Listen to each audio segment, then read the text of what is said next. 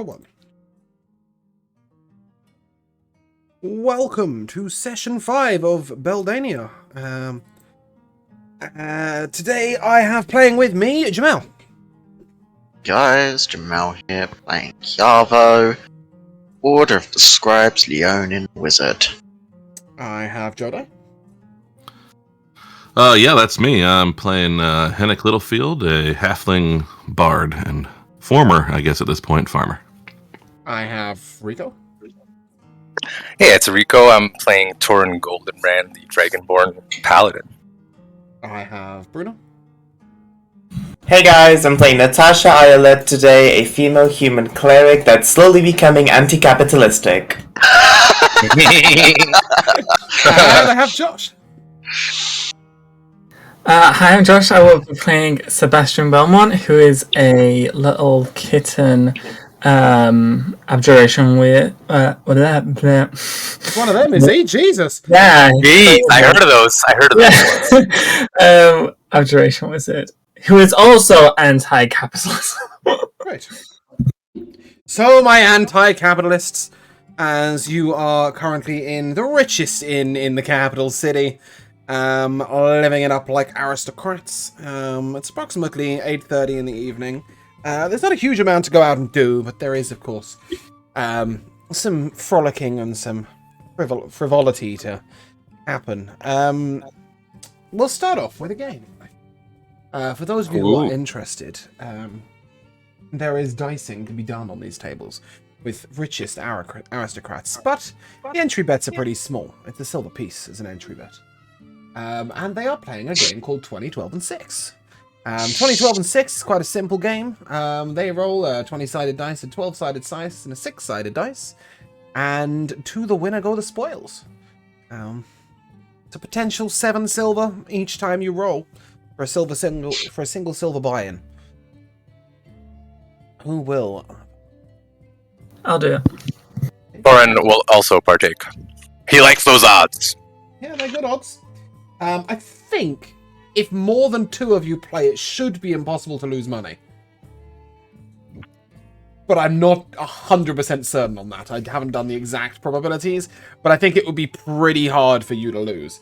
Yeah, that's correct. I'm in as well. Okay, we've got a Chiavo. Natasha is, I'm assuming, sitting out, disapproving. Natasha's just like, I have seen this back at the inn, it never ends well. What about Hennick? Not the gambling kind, I'm assuming. No, he's also very disapproving. The rich people throwing their money around and the poor people coveting it. No, that's not for him. So Can Natasha sit next to Hennick? Just like 2 old aunts, just gossiping about the party? 100%. Now, that means I have to roll for 3 people. So what I'm going to ask you to do is quite simply roll a d20, a d12, and a d6, and as the dealer sits you down. He's a halfling. He's quite aristocratic. He's probably... That makes Hennick disapprove more, I think. Because, you know, he's a rich halfling. He's dressed very finely. And, yeah, he gestures out and says, alright, silver buy-in. In the pot today, we have 1 gold and 3 silver. That will be divided now between the 6 of you. So, first he looks... Torin will sort of rub Chiavo and Sebastian's little elbows. Okay. You have a human with you, you have an elf, and you have a halfling. I would like each of you to make your rolls, please. And I will come around the table. So we will start off with Sebastian. 2012 and 6, please. Okay, I got a 16, a 10, and a 5.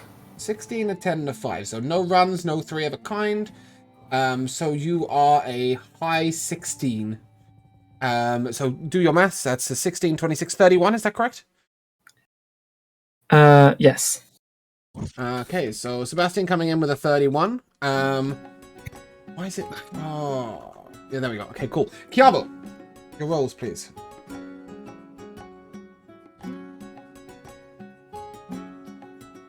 Uh, 12, 10, 4. 12, 10, 4. Okay, that's an absolutely nothing, so that's 26, yeah? Yeah. Okay. Torin. Miraculously, I've rolled a 1, a 9, and a 4. A 1, a 9, and a 4. That is not great. No, I can't imagine. That's a 14. Right, okay, over here, we have rolled 2 5s and a 17. That's a 27. We have a 1, a 6, and a 16, which is a 23. And we have a 1, a 1, and a 5, which is a 7. So, to the winner, Sebastian, will go 9 silver pieces.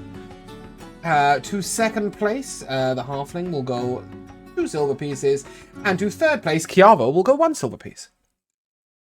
Like I said, if there's 3 of you at the table, I think it's impossible that you roll badly enough that you all lose. And so he will look over to you all and double the ante. Ooh, that sounds fun. Double the who? You're talking to someone who's never played poker. Double the ante. Double the bet. So it will Double or nothing. It will be 2 silver. Yeah, I'll put 2 silver in.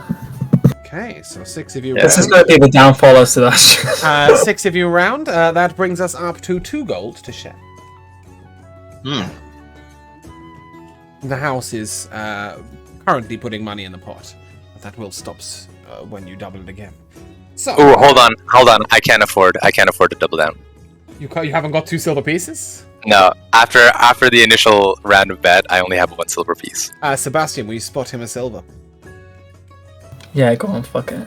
Hey, Excellent. So that's Torrent the stays spirit, the case. Sebastian. Don't worry, it's when you have to ask Natasha that you've got a problem. Yeah. I imagine just like Torin looking back at Natasha and like flashing a smile, and she's just like, "You fucking idiot." Natasha's just sipping tea, again, disapproving of all of this. Hey, I love it. Meanwhile, Sebastian's sipping this incredible red wine that he purchased. The rest of you, I'm assuming, are drinking, what, ale, wine? What would Torin be drinking right now? If Sebastian was willing to share his wine, I'm sure he would be partaking in that. But otherwise, probably just you can just keep getting it, so. Yeah, I'll be sharing it with everyone. yeah, for sure. Then definitely enjoying the fine wine. Cavo, what would you be drinking right now?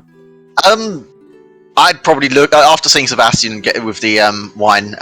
This is the same place that we were in, right? With the this is the Beaujolais Vintage. Most special and beautiful from Southern Verolin. No. What I mean is this place that we're in the inn yeah. We're in a very still expensive inn. and drinks are on the house. For us. Drinks on the house. Yeah, in that case, it'd just be like the finest ales and stored beers that they have. Okay, Natasha's on peppermint tea, or just English breakfast tea, one of the two. What's Hennick partaking in? So I tend it's one of those things that where your real self leaks into every character. Like I don't drink in real life, so I don't really particularly get into role playing it. So actually, probably in a medieval type world, the water at the fancy place is unbelievable water. You've never had clean water. Oh, that is 100%. It is. It's spectacular. Melted ice. Yeah, it's sort of you really non-alcoholic choices. You're probably looking at water or beet juice. So water's probably quite nice. Sebastian, 2012 and 6, please. That's a nat 20, a 7, and a 4. Okay, so no runs. That's a 31 again. Cool. Chiavo, 2012 and 6, please. Yeah, 15, 5, and 1. 15, 5, and 1. Okay, that's a 21. Corin? Oh, whoops. Whoops. No. Okay, here it comes. That's a 4-3-6. So close. Even worse. That's so close to a winning hand. You are one number away from like a 3-4-5. Yeah, 3-4-5 or 4-5-6 would have been an instant win, and it's a double bet. So yeah, that would have been a huge win. Jesus. Sorry, that was a 3-4-6, yeah? Yes. 13. Okay, the halfling rolls. Well, okay, he's just worse than you, okay, because he got 3-4-1. Nice. So that is 8. But I like to hear. The human will roll. Oh, that's a 6-6-6. That is an instant loss. That is the worst possible hand. That's a 0. Nice. We take it again. The fair elf will roll. Oh my goodness. I can't believe it. Torrin's actually gonna come in with some money. As that is a 1-2-6, which is also an 8. Torrin, unbelievably, you managed to get yourself 2 silver. Piavo, you've managed to get yourself 4 silver. And Sebastian, you have the rest of the pot, which is 1 gold and 4 silver pieces. Wow, what a richy rich. I'm gonna give Sebastian back the silver that he spotted. Are you, or is he gonna spot you for the next round? Oh, are we doing another round? Right, 1 gold and how many silver? 4 silver. And I entice you to go for the final round. 4 silver and entry. Now, a good gambler knows when to stop. Yeah, so I agree. Stopping. Yeah, time to stop. Torrin looks around the table. There's only 4 of you now. Surely you can't lose. There's money for the top 3. I still need a silver though to Well, be spotted. I'm gonna look over at Sebastian and give him a sort of. If Torrin wants to keep going, I will give him. How many silver do you need? He needs 1. Just 1, my friend. Okay. Yeah, I'll give him 1. So if there's only 4 of you at the table, the top 2 win. Okay? You play against the halfling, the human, and the elf, who are totally decked out in cash. Please, make your rolls. Surely you can't roll worse than last time, right? Oh, we'll see. Oh! I'm not even kidding you right now, James. 1, 2, 3! 1, 2, 3. That's the one! Okay, so the hands that beat you are 2, 3, 4, 3, 4, 5, 4, 5, 6, and 5, 6, 7, and 6, 7, 8. Okay. Triple 2, triple 3, triple 4, triple 5, and then triple 1 is the best hand apart from 20, 12, and 6. So the halfling rolls, he gets 1, 4, 19, giving him a total of 24. We have 12 and double 6s for the human, and for the elf, he rolls 6, 3, 17. 2 gold, 8 silver pieces, Sturm. No, that's not correct. That's not correct. There's only 4 of you. So it's 1 gold, 2 silver pieces.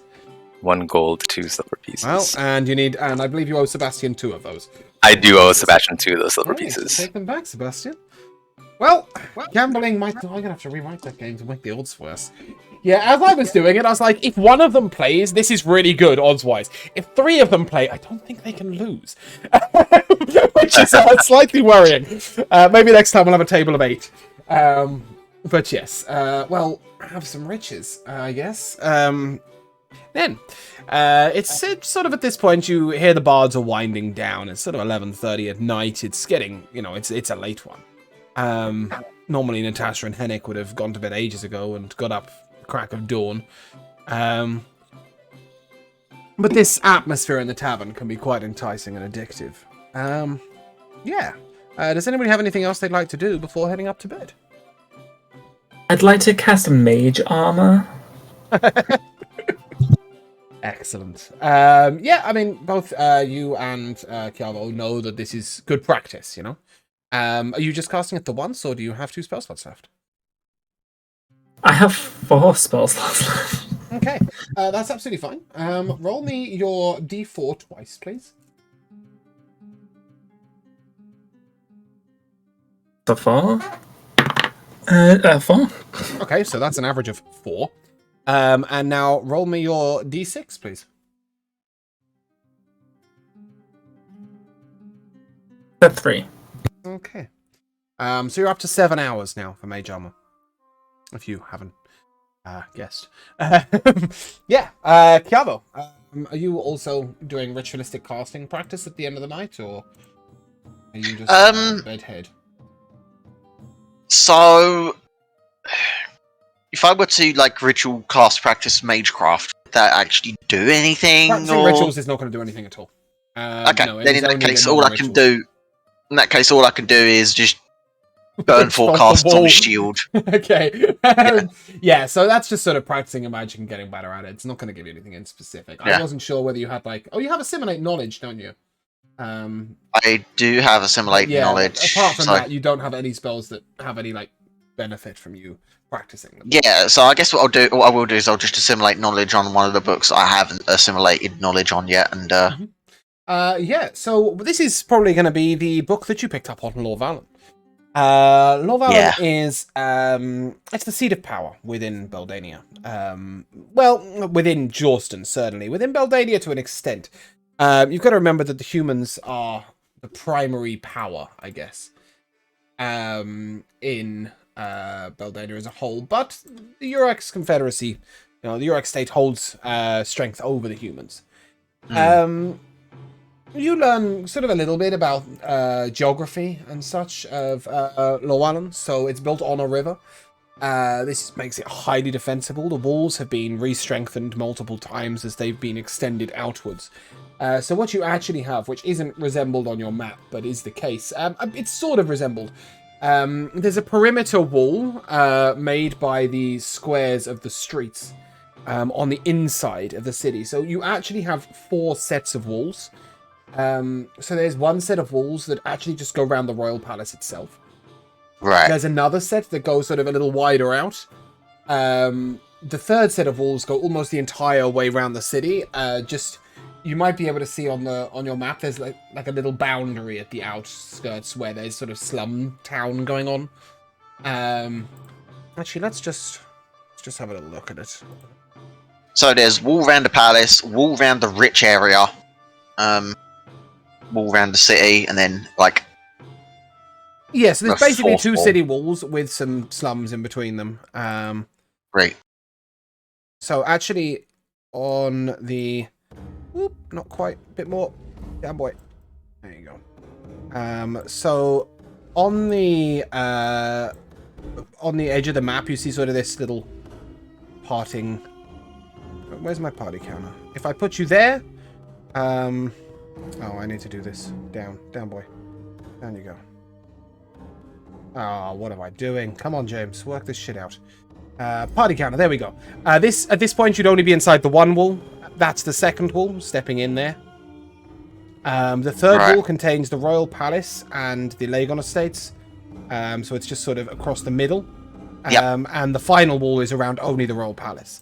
This is pretty much only important for defense of the city. But it's also, you'd understand that you cannot get in and out of the city without either being somebody having business or living there. The guards are quite careful on their checking. There is large gates at either side of the city on the walls, which open out and close across the water. And I'm guessing there's also slums on the outside beyond the walls themselves. Not so much, surrounding. no. There's a couple of smaller settlements a little way away, but just outside the walls, no. Most people tend not to be there because if you can't get into the city, you might as well go live somewhere that's cheap. You would pay taxes just outside the city whilst also having useless rubbish land. So that is not really worth doing. Let me just reopen that so we don't have weird stuff going on. As you guys all head to bed, the following day you'll be able to get up, and one thing that your little guidebook will tell you is all about the arena. The Grand Arena, it has a history of 400 years. Notable fighters have fought in the Grand Arena for, a long, long time, usually protected by wizard spells so that they can't be slain, and these are, arena champions are quite well paid, they're quite well respected. They're there for entertainment, but there is also a lower level of entertainment, which is prisoners. Certain prisoners would fight either against other prisoners or against strange beasts and monsters. A la Gladiator, But mostly the spectacle is paid warriors fighting each other. And this is usually to the first blood. Occasionally it is till one or the other is unconscious, knocked out, or unable to fight any longer, or to surrender. The following day there is a big show going on. 3 p.m. in the afternoon, which is sort of the standard time for big arena battles, as they don't have floodlights, so the evening's not a usable time. But the Great Garath is fighting. Garath is the current arena champion. And he is fighting, but as at the moment, it doesn't say who he's billed against. But these flyers are up on the wall in your inn as you all wake up in the morning. And, you know, Kiava, you would have read in your book that the arena is probably the main attraction in Llewellyn. Certainly it makes a lot of money. A lot of this money goes to the temple. The Temple of Saloon. So your guidebook will tell you that Temple of Saloon take donations to help the people. Your ears in the taverns will tell you that the Temple of Saloon seem to take money to build their pretty palace a bit bigger. And to line the pockets of the richest of templemen. Yeah, it's the Temple of Saloon is probably a little... all of you would know it's a little bit corrupt. Money pays. You know, they sort of will take some money for the blessing of helping your parents pass on, for example, if they've died. From, you know, they talk about people being stuck on the fugue plane unless donation is made to them to help them pass on. Those sorts of things. Especially Natasha, who has read the ways of Lathander recently, or at least a little bit of them, certainly knows that A, this just isn't the case, and B, why would money be of any import? So it's some extortion racket thing they've got going on, really. 100%, yeah, and they send their priests out to smaller villages and towns to go around and collect tithing to help, you know, your dead ones pass on, or for healing, etc. Unlike the Temple of the Thunder, which is purely charity-based, but there's a reason why the Temple of Saloon has 2 grand towers and is the main attraction in Llewellyn, and the Temple of the Thunder is this tiny little building over... Can I even find it? I told you, the anti-capitalism. Yeah, Temple of the Thunder's that building there. Yeah, big difference. There are a couple of other temples here. There is the Temple of Helm and the Temple of Tyr. The Temple of Helm is another small building like Lathander's. They're genuinely good people who are just trying to help those who need. And the Temple of Tyr is the Temple of Justice. A lot of the time, these priests of the Temple of Tyr are called on to magistrate, if you like, between different bad, sort of in debates and political debates, but also sort of to judge crimes, etc. So yeah, following morning, and you guys head out, and you're able to pop over to the Apothecary Collective and pick up some spell components, some herbs, sorry. Pop over to the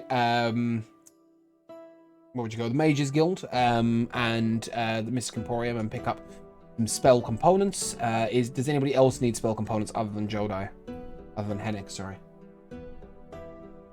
Not I. It doesn't seem like I need any right now, but I probably will soon enough. Sebastian, are you good for powdered gemstones?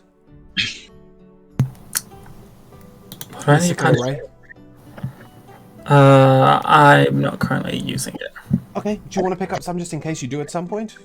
Yeah, sure. Okay, so it's 2 copper shard per half pound. 2 coppers per half pound, sorry, not 2 copper shards, 2 coppers per half pound. Which will allow you 5 casts. 2 copper for how much? 0.5 pounds worth, which is 5 casts. How about 2 copper for a pound's worth? No, 2 copper for half a pound. How about 2 copper for 75? How about 2 copper for half a pound?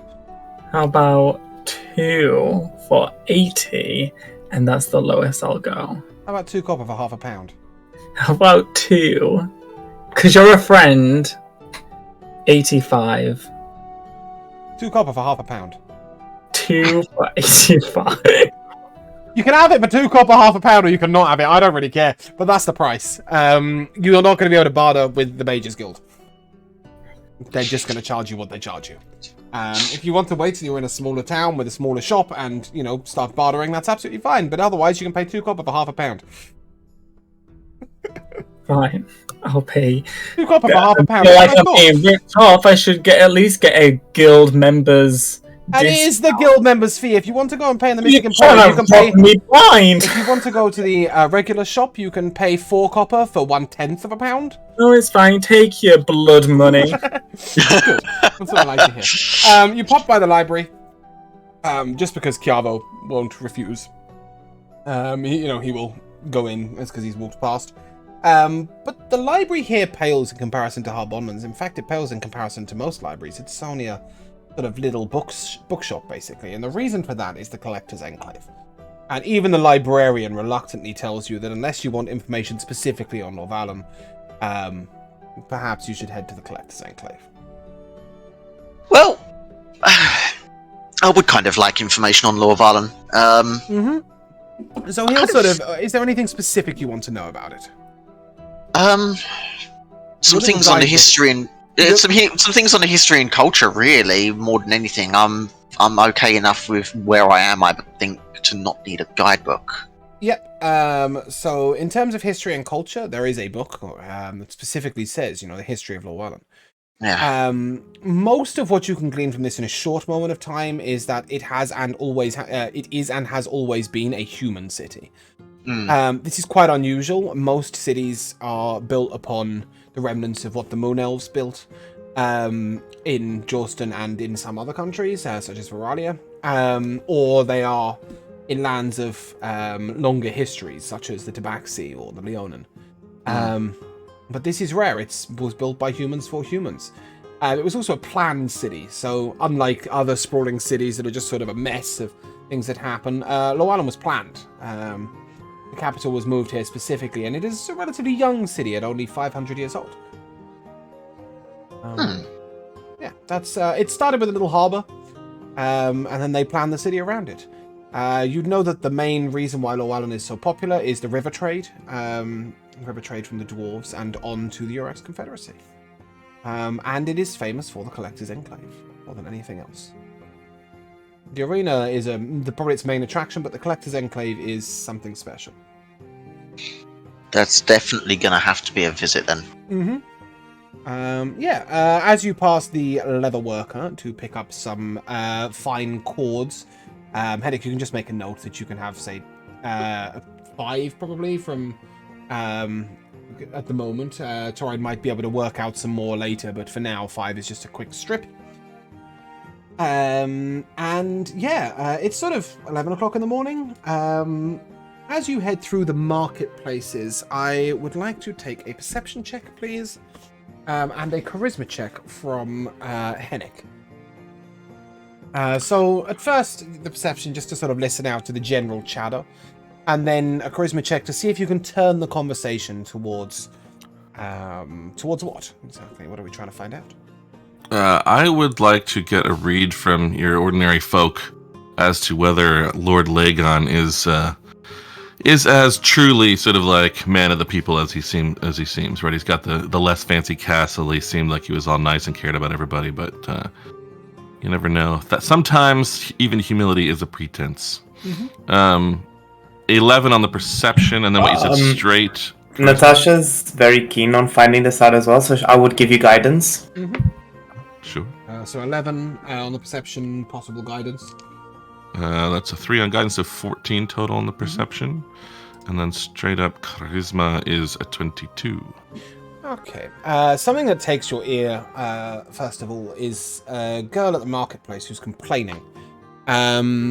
She's not complaining about what you'd expect, though. She was mistreated by Lord Lagon's son. Lord Lagon's son is in his late 30s, early 40s. His name is Matthias, he, from everything you hear about him, he's just a nasty piece of work. He has a twin sister who is rumored to be far worse, but far more subtle. She keeps things a little bit hidden. Certainly in this conversation, you hear that Lord Lagon doesn't seem to restrict his children at all. Ever since they returned from the academy, they've just been nasty. You do, however, hear that Lord Lagon himself seems to be alright. And as you stir the conversation more towards him, you understand that taxes have been lowered. over time. He keeps the taxes as low as he can for the common people and charges the rich people out the backside. He keeps the balance nicely between the royals and between the lords. And Lord Lagon is respected greatly by the other lords of Jorston. So, you know, for example, Lord Dacron or Lord Camber. You know, or the Lord of Harbondon, for example. The royals are also, like, they're the favourites of the people. Especially the Queen. She's really the favourite of the poor. But Lord Lagon is just and fair, or at least that's how people seem to see him. He doesn't favour the poor or the rich, but he definitely seems to have his roots in the earth. And generally, he just seems to be quite a good man. But the same cannot be said for his children. Excellent, good to know. I would make sure that Natasha picked up on what I was figuring out there as well, if she wasn't overhearing on her own. Just, you know, he seems we're going to be going back and seeing him. I guess we can take what he says fairly seriously.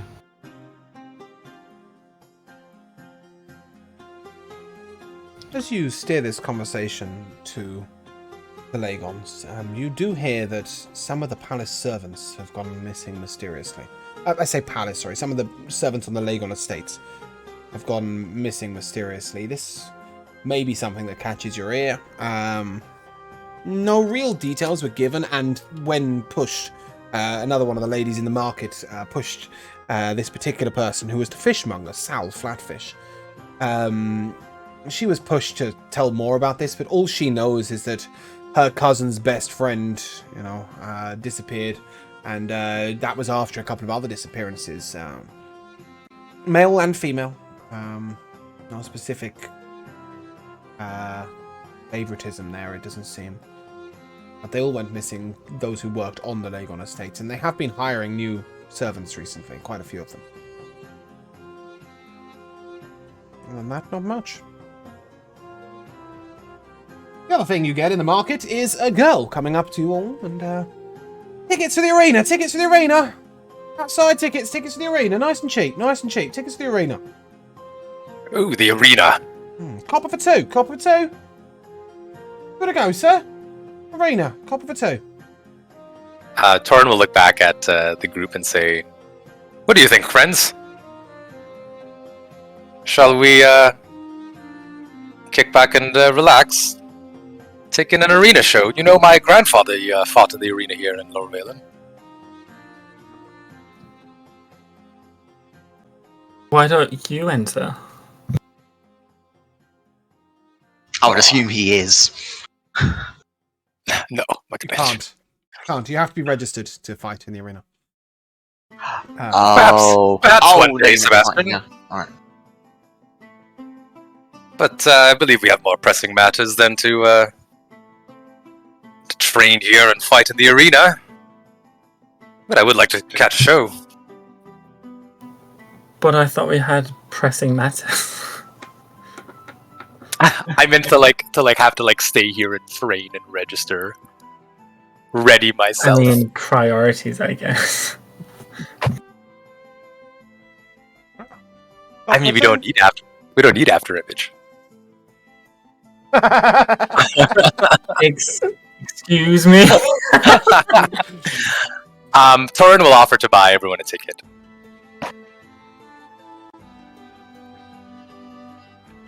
Come now, it'll be fun. We all in? If you throw, what kind of things are people selling in Tomatoes. the? If you want to throw things. No, I'm talking about to eat. There's sort of. The most common food that is sold here is things on sticks. So there's various different things on sticks. You can get a small roasted. It looks like a bird of some sort. That's just got a skewer through it. There's a strange vegetable that seems to be stuffed with some sort of meat. And there's also sweetmeats and sweet rolls. You know what, Torin? If you throw in roasted pigeon skewer, then yes, I will come in with you. For you, Sebastian, anything. why don't you have a round of roasted pigeon skewers and spend 9 copper? I could do that. Great. Well, roasted pigeon skewer does give you a benefit, actually. But you do have to pass the con save first. So please, con saves each of you as you delve into your pigeon skewer. I'm gonna contribute 5 copper to that. Oh, okay. Oh. Tells you have to throw it in and then pays for it. Look at this lad. Yep, so con saves first, please, as you take a bite of your roast pigeon skewer. Right, Henrik just showing off with a 21. I didn't even know that was possible. With a natural 20, it is. Oh, right. Okay, it really is that close. Let me just... I got a 12. Sorry, I've just... I don't know that Natasha would be eating a pigeon skewer, though. Just bear with me a second. I've got to do something that I forgot at the beginning of the session. Maybe some veggies on a stick? Write anything down. Natasha, pigeon on a stick? I think I'm okay on this one. Vegetables on a stick? Yeah, that would be better. Okay, so Henrik, you passed your con save with a nat 20, correct? That is correct. Yeah, so for the next 8 hours, you will have advantage on performance checks. And that will apply to anybody else who got over a 12 on their con save. Did anybody get under a 12 on their con save? I haven't made a roll yet, and I haven't. Are you taking a bite of the roasted pigeon? You know what? Yeah, I will anyway. I'm pretty sure I'm pretty okay. sure something like that would be something that Leonin would have anyway. You know. Yeah. But make a con save, each of you. For Natasha, you will still need to make a con save. So 12. Yours is for something different. A 12. I believe that was the DC. So yes, you succeed. I got a 15. 5. Natasha, that's not a tasty piece of vegetable, unfortunately. And you will have a disadvantage on perception checks for the next 8 hours.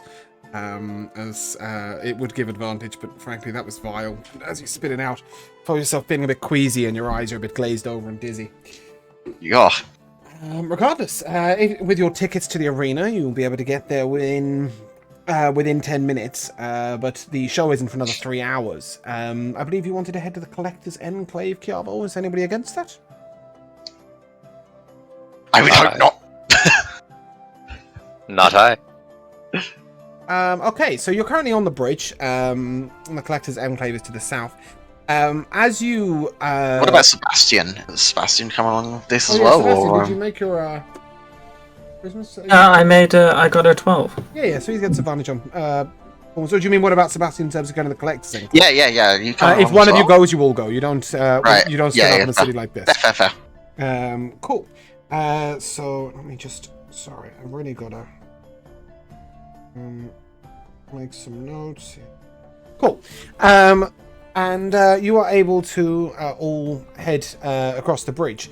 As you get over the bridge, you could potentially pop into the Temple of Saloon if you're interested on the way, but I think given your knowledge of them, I don't think Natasha would be interested in somebody else's horrible corrupt temple, would she? Maybe if it was still uncorrupted. Yeah, I think that might be a mission for another day. Yeah, for another level. Yep, we'll head straight over, and you're able to go to the Collector's Enclave. Just bear with me a second. Really is a lot of things to do. What about the Temple of Lathander, though? Yes, that is in the far north, though, so we won't be able to do it at gotcha, the moment. gotcha. Because it's a little one. It's an Ickle temple.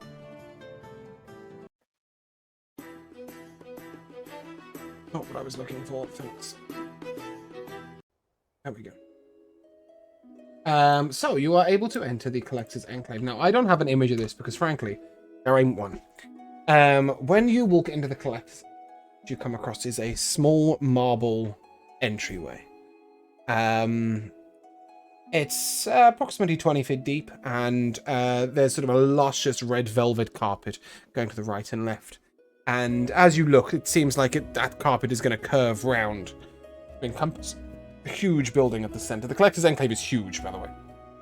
The tower itself stood perhaps 200 feet tall from the outside, and there are outbuildings around that. And as you enter in, there is a halfling wearing a pair of spectacles that only seem to have one arm, and the other side he's holding them. And he comes over to you. Oh, good day. Are you here for something specific?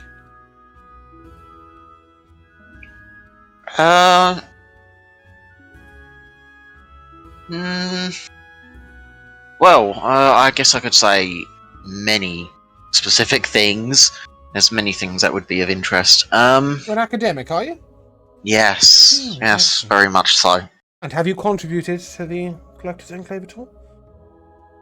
I have not yet. Yet, I like the sound of that. Are you an associate of the Mages Guild, perhaps? Or the Seekers Guild? I have only recently became a member of the Mages Guild. Most interesting. It would be very much something I would like to do, to be, published in the Ways of Magic and make my own contributions, but not there yet. Perhaps the Grand Tour, then, if you've never been. Simon? And this gnome comes bustling out. Simon has the weirdest shaped ears you've ever seen. They sort of go up and then droop down almost over his eyes. He's got really bushy eyebrows, and he's quite young. And he's clean shaven, which for a gnome is incredibly unusual. And he sort of looks up at you and, good day, good day. You come for the Grand Tour, have you, Grand Tour? Right, come on, let me show you. Let me take you through. Onwards with me, please, right, all of you. And then he sort of imagines he's talking. He thinks like he's talking to a group of 50 or 60 people. He talks with this sort of grandiose voice as if he's addressing a large audience. The 6 of you will find this incredibly annoying after a while. However, he will at least show you round. The Collector's Enclave's mission in life, I guess, and as a guild, is to record every piece of information that there is. Every single book that's been written, they claim there is a copy here in the Collector's Enclave. Obviously, that is a wild claim, and it cannot be substantiated. No one can check that. But it's unlikely. Nevertheless, they do have the largest collection of books in the whole of Beldania. The central tower is one huge library, and there is a spiral staircase that goes all the way up into the tower, past all the bookshelves. Hennick, though, you will probably be most interested in the practical library, they call it.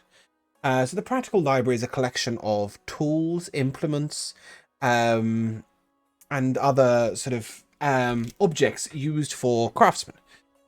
So there will be a category of farmers' tools, and there you will see every tool that has been used, not only now, but also in history. And the same for wood carvers and woodworkers and carpenters and masons and all sorts of other tradespeople. There is also, later on, a sample system and documentation of vegetables and fruits. And here they have perfect preservations done by mages of every single vegetable that they've ever discovered. And there's a couple that even Hennick has never seen.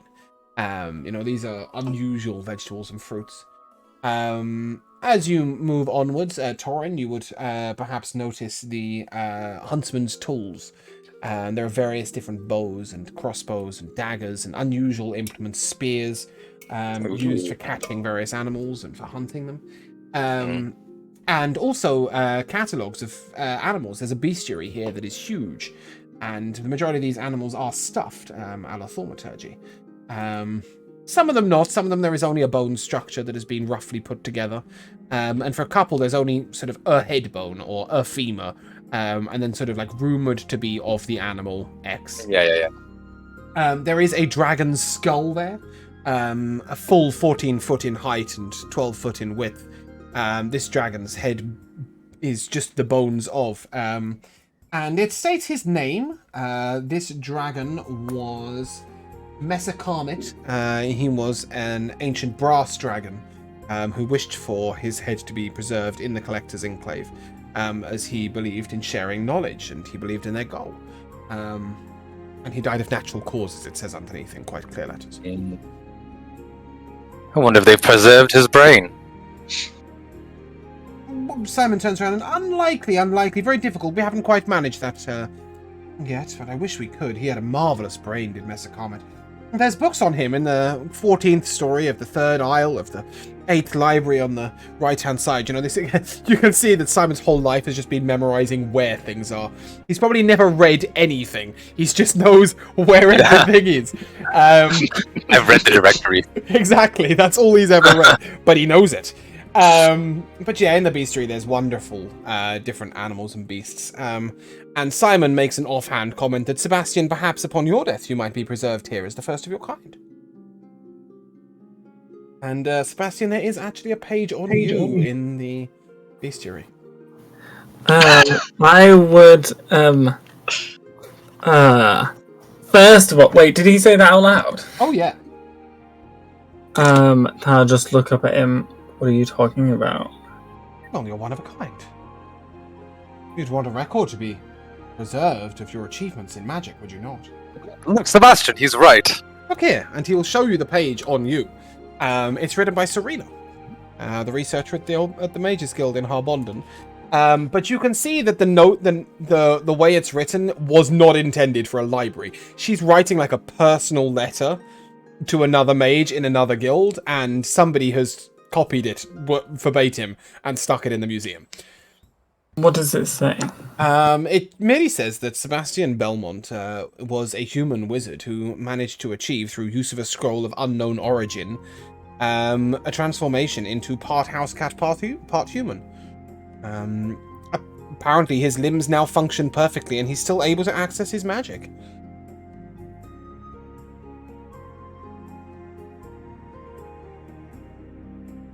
So it's... can I rip the page out of the book? No, unfortunately you wouldn't be able to. This is preserved in glass. Can I take the... Can I... You want so to take I'd the have page to on you? smash the glass to take it. Well, you wouldn't be able to do that anyway. It's crystal glass. It's hardened, so you won't be able to just smash it. But you could take exception. Simon will tell you that if you wish to make a complaint about the entry regarding you, you may tell Lady... Other side of the book. Lady Pernea. That's Pernea. She's in charge of, well, he would describe it as mistakes in category, unacceptable entries, or incorrect entries, or inaccurate entries. No, that's Technically, okay. none of those are, but... No, it's fine. I just hope that I don't get too many fans, you know, following me around. That much is true. I can imagine that would be difficult. No, it's all right, Sebastian. We know it's a little bit of an overstatement that your limbs function perfectly.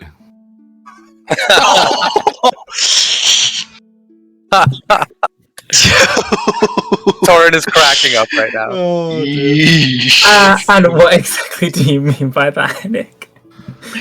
Well, you know, it's nothing in particular, but it's a, you know, no one wants to speak too big. I'm sure I can understand why you'd want that to be taken out of there. We wouldn't want people coming in here for centuries and thinking that you know, you thought so highly of yourself. Yeah, I guess you're right. And then as I say that, I'm using my tail to scratch my ear. Yes, definitely. I've always meant to ask, actually, Sebastian, and I'll lean down and like sort of whisper into his ear. Do you have thumbs? He does. Have what? Thumbs. Opposable thumbs, yes. Like opposable thumbs, yeah. Yes. Oh, marvelous. Jesus, the cat revolution really is going to become a thing, isn't it? Nevertheless, as he takes you further through, sorry, Sebastian. As his question, can I ask you a question? Of course. Anything. Really? Do we want to know? I want to know so bad. Spit it out, Sebastian. Don't be shy. Oh, it's fine. You can't do it. I I think that might be a question for the break. Okay, Yeah. I've got a question actually while we're here. Yes. Since it's the bestiary thing, what do they know about Leonin mages? Because I know they're Now, not common. There is a section on Leonin mages. And if this I was wondering if you'd get to this. When you head there, I am actually going to bring up the world map.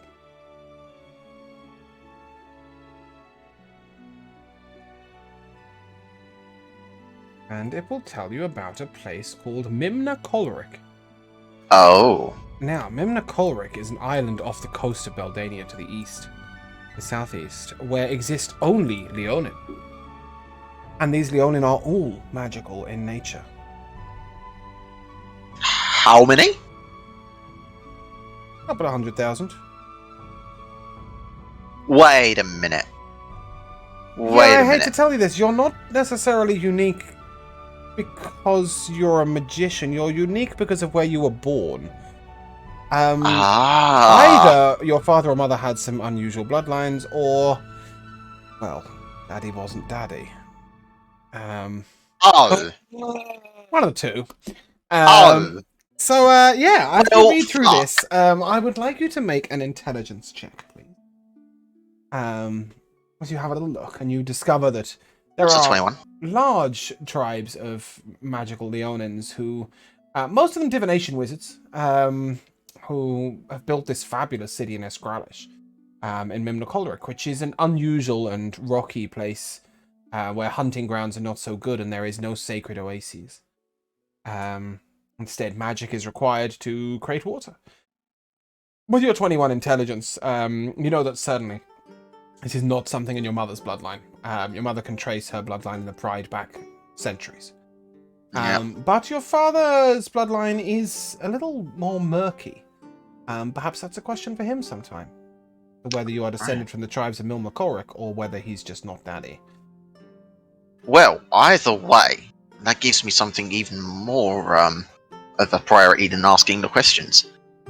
A pilgrimage to Mimna Kolrik eventually. Yeah, definitely.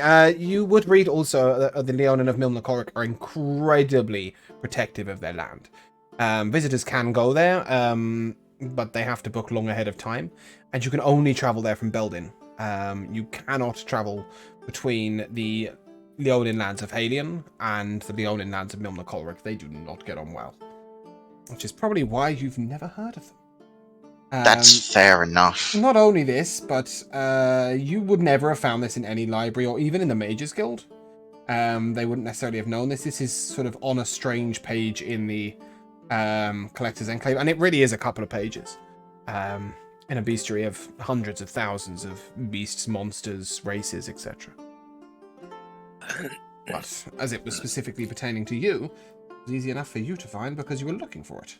Regardless, as you are taken on through the Collector's Enclave, Sebastian, you find that there is writing on a spell called Afterimage in a strange cave.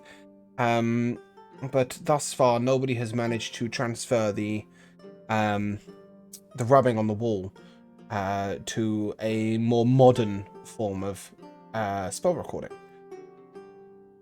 It mentions that perhaps somebody with one of the spell books of old might be able to assist in this, but as for modern wizards, it's beyond them. You can One of learn the it spell from the books cave. of old. That might be you, yeah. Yeah. In that case, I'm going to have a little look at that because my spell book it's is quite simple. It tells you old. that Afterimage is in. They found this old spell called Afterimage, which is in a cave in northern Georgetown, sort of just north of the path from Norvallen to Sandringham. So, well, do they have the rubbing here? No, Sebastian. They have the rubbing in that cave. Sebastian has great knowledge of it, and he will be able to go over there. No, the whole point is the rubbing nobody's been able to take a decent enough rubbing to then utilize that. So instead, a spellbook of old would have to be used to record it for transferring purposes. And there's lots of other interesting and unusual information in this Collector's Enclave, but unless there's anything specific that anyone's looking for... Where was that cave again? Sebastian has a map. It's between Lorwallen and Harbondon, but to the north in the mountains. Okay, well... It's sort of a day's diversion on the way back to Harbondon. Or to Sandringham, I guess. Maybe we should make that diversion on the way back and see how we fare. Mm-hmm. Either of us will succeed, surely, hopefully. Yeah, one would hope. Is there any other information you required from the Collector's Enclave? No, but I want to do something when we leave. Okay. Torin just wants to ask Natasha how she's feeling. Well, on an Natasha, off dear. shot. Are you alright? You're looking a little bit squeamish. I'm never squeamish, Torin. That you aren't. I think she would be interested if there's any information on Lathander in this enclave. Oh, yes, there is. There is thousands of pieces of information on Lathander. Do you want the old human, the modern human takes on Lathander, or would you like perhaps the Centaur's take on Lathander, or perhaps one of the old Elven views on Lathander? There's also, according to the Dragonborn views on Lathander, Loxodon views on Lathander. Even Elias have an opinion. I'm very interested in the Elven views on Lathander. Okay. So the Elven views on Lathander are that they are quite alike to their own gods of light and life. Mathrandea. No, rubbish. Mathrandea is the modern human. Bear with me a second, it'll be fun. One little thing. Up. Go here somewhere. Go on.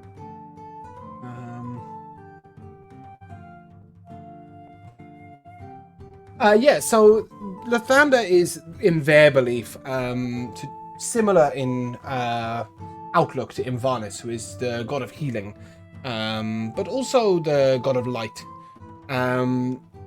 They believe that Lathander is a kindly god. They describe him as a demigod, or a smaller god, lesser god. They don't worship him directly. They see him as an offspring of the elven gods. You can see that the elven attitude towards any god that is not their own is arrogant and exclusive, but is also quite factually stated, you know. He definitely exists. In their eyes, he's definitely, you know, he has power, but he's also not one of theirs, so he's not relevant. And they describe him as a tall male with serious eyes and long blonde hair, wearing a robe of white with the sun set upon it. They talk about him being involved in the creation. He assisted Safarian in placing the stars of the night sky. Is there information on him? I think as a follow-up to that, she would like to see if on the human records there's any type of rituals that are common to Lathander clerics. Ooh, thousands. Yeah. But the ones that will take your eye are the Ritual of the Dawn. This is the ritual of quite simply waking up early enough to take in the dawn and remember Lathander at the time. Which is quite a peaceful one, and that comes from the old human. But the modern intake of the Ritual of the Dawn is a ritualistic sacrifice of a small animal raised to Lathander, and then there is a line sort of beneath this that says, many clerics of Lathander prefer instead to offer thanks and healing to an animal in place of this. So small animals are often brought to the dawn ritual and not killed anymore. But certainly they used to be. Yeah, I think she would kind of judge the fact that they would kill animals because that just opposes Lathander's ethos completely. Well, from what you can read, the older human views on Lathander is that he's the god of light and of life, human life. And they see that as superior. They also see that his light is sort of like divine justice or divine wrath. The older human views of Lathander seem to be very different to both the elven views and the modern human views. Yeah, she definitely thinks that's very primitive of them and completely misguided. Yeah. One name you do see a lot, though, is that the new name of Lathander seems to be Mathrandea. This is based on the original Elvish name. Yeah, that's what information you can find, but certainly in the modern human version, he seems to be written as Mathrandea more often than Lathander. Okay, so after this, she would then turn to Torin and say, it's just so peculiar how worship has evolved over the ages. I mean, studying the ancient clerics of Lathander and how outdated their practices were gives me hope that one day we can all move forward and become our best selves. Oh, good. I'm glad, Natasha. My mother used to always say, treat yourself. Well, I don't see how that correlates with Lathander since his ethos is treat others, but I'm sure your mother was a lovely person, Torin. Oh, I should have continued. Treat yourself before you treat others. Because, of course, one needs to find happiness in their own life before they are able to pass that message on to others. Your mother seems very wise. Not a cleric, nonetheless, but wise. Well, thank you, Natasha. And I think with that, she just carry on just flipping through the books and reading, just learn a bit more. It's very easy to get lost in this place. Yeah. It believes itself as the font of all knowledge. I wonder what Hennick's take is on all these books. Books on everything.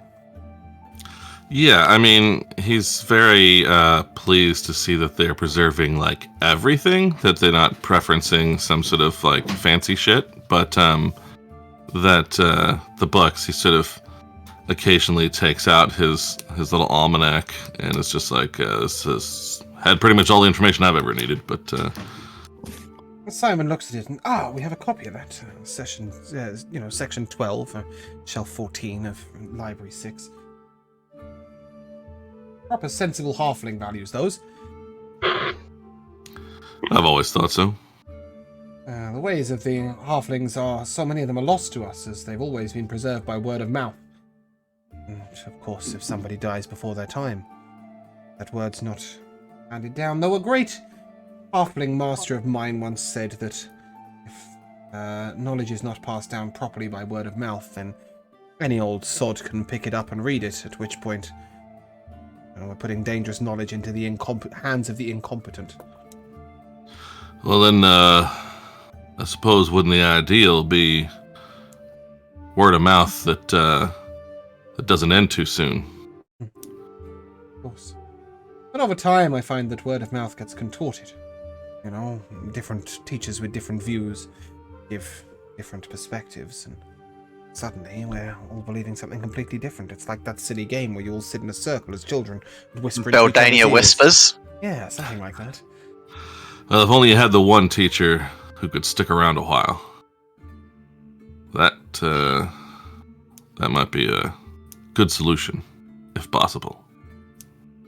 Have you ever spoken to old Gandaris? I don't believe I have. Who might that be? Oh, they say he's the oldest halfling alive. He's in Corman. Safeton refuses to leave. Says if the Collector's Enclave wants information from him, they can bloody well come there themselves, apparently. And so we did. Very wise halfling. Almost 200. Wow. Well, now that is interesting. It's beyond interesting. You would know that he has to have some sort of magic to him. Yeah. You can't preserve yourself for 200 years as a halfling without some sort of magic. But yes, he is 200 years old. Well, now, if those secrets are in these books, I might have a different view of the written word. Some are, though he says that some information is too important to be written down, whatever that means. Well, I think I might just have to find out what he means. It's old Gandaris in Safeton in Corman. Got him. Yeah, well. Though we could stay here for many an hour, unfortunately, you would miss the show. There is one last thing I would like to do while I'm here. Go on, I can see Sebastian reaching with a microphone as well. Yeah, so suddenly we understand that all the information that the DM has in his head is here. So I would like to dig out some more books on, to find some more books on herbalism, and you can't take anything from here. No, not take, but I mean look for books on herbalism so I can at least have a little bit of a flick through, and basically I just want to learn a few more advanced techniques to not suck so much at harvesting. Roll me a D100, because there's like 26,000 books on herbalism here. Good luck picking up the right one. 9. Yeah, no, absolutely shocking. You just read stuff that some of it's weird rumor, some of it's about how teapots have been used as alchemical equipment, some of it dictates that nettle tea is bad for your breath. There's a potion somewhere for toothache. Yeah, sifting through this stuff is going to take weeks, not minutes. Gotcha, hours. yeah. Sebastian, you crawl towards the microphone. Yeah, so as the party leaves... Oh, yeah. Sorry, I'll get to that in a moment. Does anybody, as we're headed out, is there any final questions before we get there? Right, well, Simon sort of turns to you in the central hall and says, well, it has been my pleasure to be of assistance. Do you ever want to come back? Please, feel free, especially you, young academic. Leonin as well, such a pleasure. Well, please, and if you ever want to contribute to the Collector's Enclave, or perhaps join up with the Guild, there you can visit the office. Lady Israel will help you out there. I'll be sure to when I'm capable of doing so. Yeah, and then at that point, Sebastian, I'll hand over to you. Yeah, so as the party walks away to leave, I'm going to quickly run back to Simon. He needs to make a wisdom saving throw. Oh, As my eyes get all big and sparkly. Oh dear. If he likes... Oh, okay. I was going to say, if he likes cats, there's a disadvantage, but I guess you can't get level. He loves cats, but well, he rolled a 1 and a 3. It's a shame for his plus 11 to wisdom saves, isn't it? Yeah. So I'm just going to look up at him. Psst. Don't forget to add to my thing about my pretty yellow eyes and my silky soft fur. And then I'll walk away swishing my hips. He sits there and as you leave, you just hear him muttering, a contribution to the library? Me? He's as excited that he has some information to put in the Collector's Enclave as he is by your exciting swishy hips. And so we will progress on to the arena, where we are reaching the time which you might partake. We're not going back there, so I'll pre-prep it. So, as you enter the very top of the arena, see if the music will kindly skip for me, please. Wait. Thank you. So, as you enter the top of the arena, you see people walking amongst the crowds. They're hawking their wares, they're selling various meats on sticks and vegetables on sticks. It seems to be all the rave in Love Island. You also note that there are people who are handing out...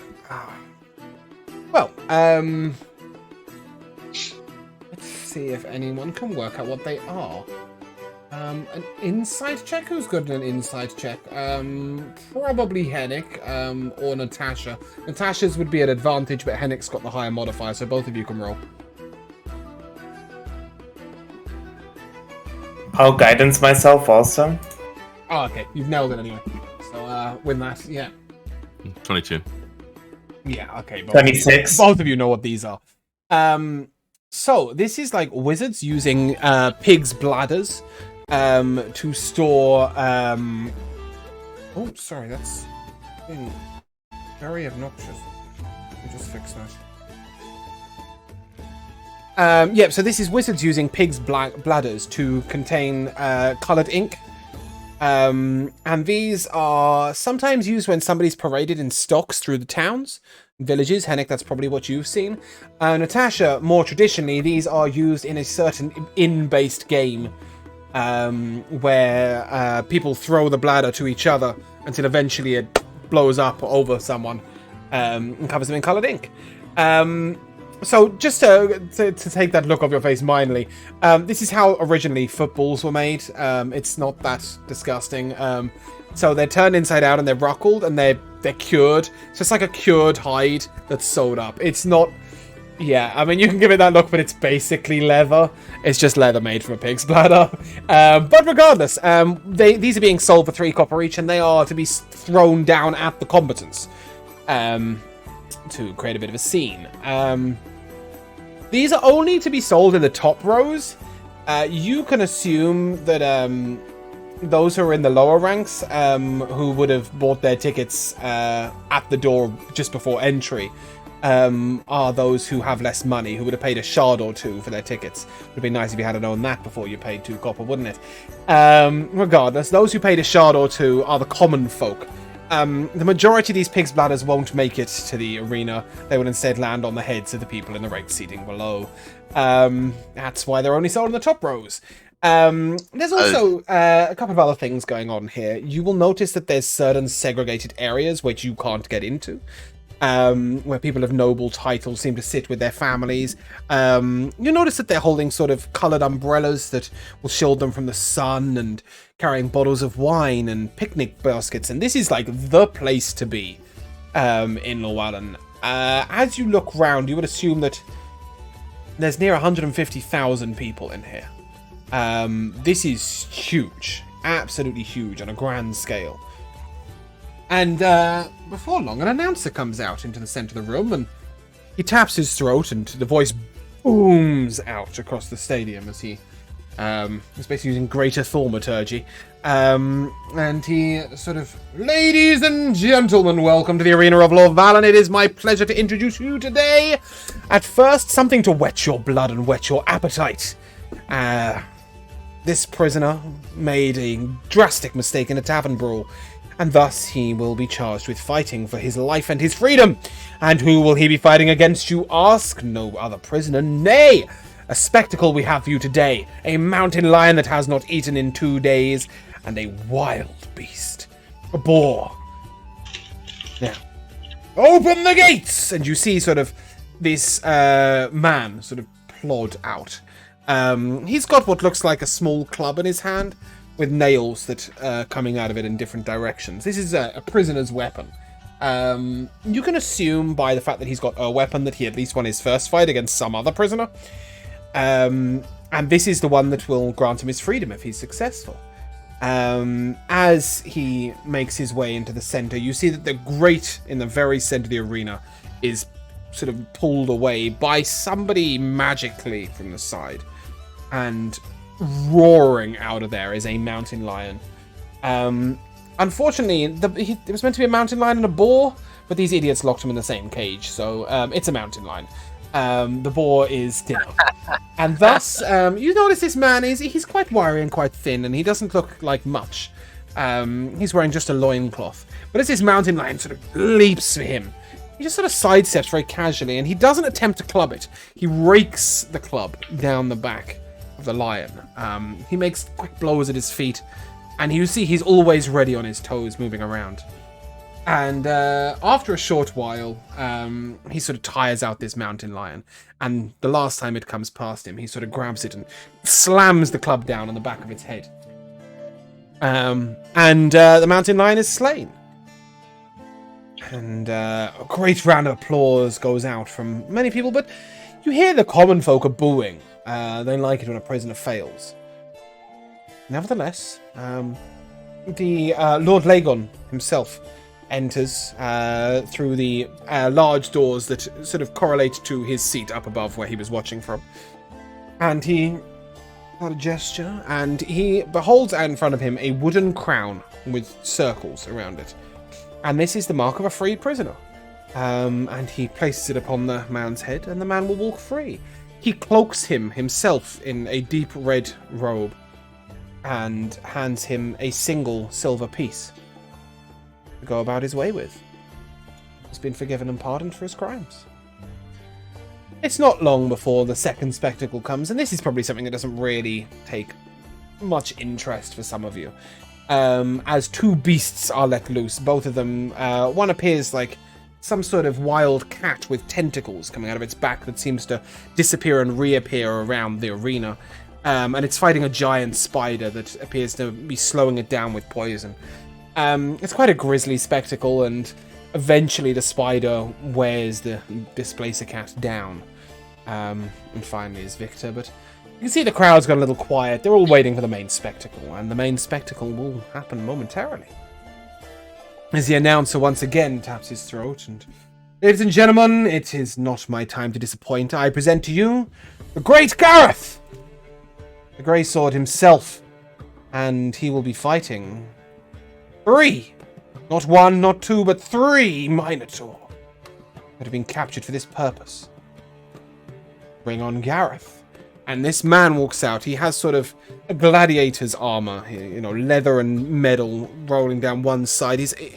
It starts with only like a breastplate, and then it moves down to the more sort of metal kilt and such. Proper boots. He holds a gladius, but he also has what appears to be a sort of mace. It's quite a thick club made of metal.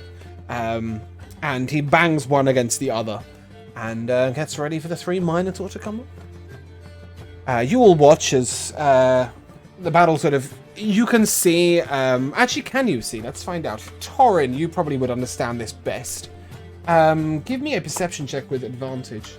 Or an insight check, whichever you prefer. Let's do perception. 21. Yeah, you understand that Gareth could have won this fight pretty quickly. He's too quick, too experienced, and too precise with his blows. Not only that, but the Minotaurs, unless they can actually get a proper grab on him, aren't really doing much damage to his armor. But he's playing this to the crowd, you know. There are moments where he lets the Minotaur nearly get to him before he steps aside. You know, he's paid well for his job, and he does his job very well. But you will also notice that this man is an exceptional warrior. Probably on par with, you know, generals and commanders of the army. None of you would have ever seen a fight quite to this level. Quite to this level of precision in the battlefield. And as you watch on, each of you begins to understand something in the nature of battle. In the nature of understanding how to position yourself and where to be and when to take notice of what's going on. And as you all take in this knowledge, each of you can take this lesson how you think your character would take this lesson. You may have a single attribute point to spend where you please. As you begin to understand that either, for example, Hennick might understand that the way of the dexterous and moving round, or, you know, being tough enough to take a blow. Perhaps Torin understands the necessity of strength or speed. Perhaps intelligence on the battlefield and understanding where to place himself. Perhaps the wisdom of battles old, or perhaps, oddly, the charismatic force of willpower to be assured of yourself and have the confidence to, you know, fight in the way that you deem best. But regardless, each of you learns this lesson. Takes it with you as you leave the arena. Once the Minotaurs fall, there is a cheer in the crowd, but it's oddly mute. This is quite common with Gareth. He's not a crowd favourite. He is the master of the arena, the champion. Sometimes the reaction of the crowd is more of awe than it is of, you know, they don't see him as one of their own. They just see him as a very, very good fighter. One thing you would have read in your guidebook, Chiavo, is that unlike the majority of arena combatants, Gareth was born noble. He's of noble bloodline. He chose to fight in the arena from the age of 14. He first started training for this. And the other thing is that he's never been forced to fight. He has always chosen whether to accept a fight or not. This is contrary to most arena champions in history who've had to fight to maintain their place. Perhaps he's treated differently because of his noble bloodline. Though he's never refused to fight from a challenger for the champion of the arena. Merely refused a couple of fights with sort of either prisoners or with beasts and such. But yeah. And at this point you guys are free to leave. You have a meeting with Lord Lagon in a couple of hours. Sort of 7:30 in the evening. Is there anywhere in particular that the group would like to go? I imagine perhaps maybe like some sort of cheaper inn tavern, unless the what was it called? The green something? The Jolly Green Goblin will not be available to you for another night. That is beyond your means, I'm afraid. I didn't think so. No, though, with the gambling, you might stand a chance of between you racking up the price for a glass of wine. Jesus. There is one other place, though. Sorry, Calvo. Go on, Sebastian. I was just going to say that before the time limit of getting free stuff was up, I would have put in who could carry it. Probably Chiavo and Hennick's cart? Torin. Yeah, I would have packed his cart, Torin's bag, and Chiavo's bags full of expensive wines. Roll me a d8. That's how many bottles you'll be able to get away with. 7. 7? Fucking hell. Thievery. Good man. So I think this is down as fine wine, might be aged wine. Let me just have a little look. I'm on D&D Beyond. Behave itself. Yeah. Yes, aged bottle of wine. 7 of those. Safe. Absolute swindler. But instead of putting them into your inventory, if you just want to put them in Hennick's cart, that means nobody has to worry about carrying them. Although I don't think I put a weight on them. They are worth 4 silver each, it says. I mean, yeah, sure. I'm not going to let you get away with much more than that. So 2.8 gold is huge amount of money for you guys. So, you know what? Yeah. Thieve away with the wine as Sebastian's been sort of making them disappear into pockets and corners. But yeah, to answer your question before Chiavo tells us what he was going to say, Torin, the Black Flagon is the local inn for the common folk. If we... yeah, I forgot about that. Hold on. Black Flagon. Yeah, the Black Flagon is sort of the commoner's inn, if you like. It's not a rough inn, but it's fairly close to the arena, and it's a good inn. But it's cheap. It's a common folks inn. And it's where the majority of people go after the arena. The one thing that does define this inn, as I've just realized you're not quite in it, there, is that it's fucking huge. It's got 4 stories and it's wide. There is a lot of space in here for the common folk. And you're able to make your way in. And, there is one place I would like to go. Yep. If I can. There was one place we had to take a trip to, and that's the Mages Guild. Yes. You would be going to the Mages Guild the following morning before you leave. Right, okay, that's fine. Yeah. Yeah. But yeah, you're Just able wanted to to get make sure into... we weren't forgetting on this one. You're able to get into the inn, and one thing you'll take note here is there's sort of accolades of fighters of old.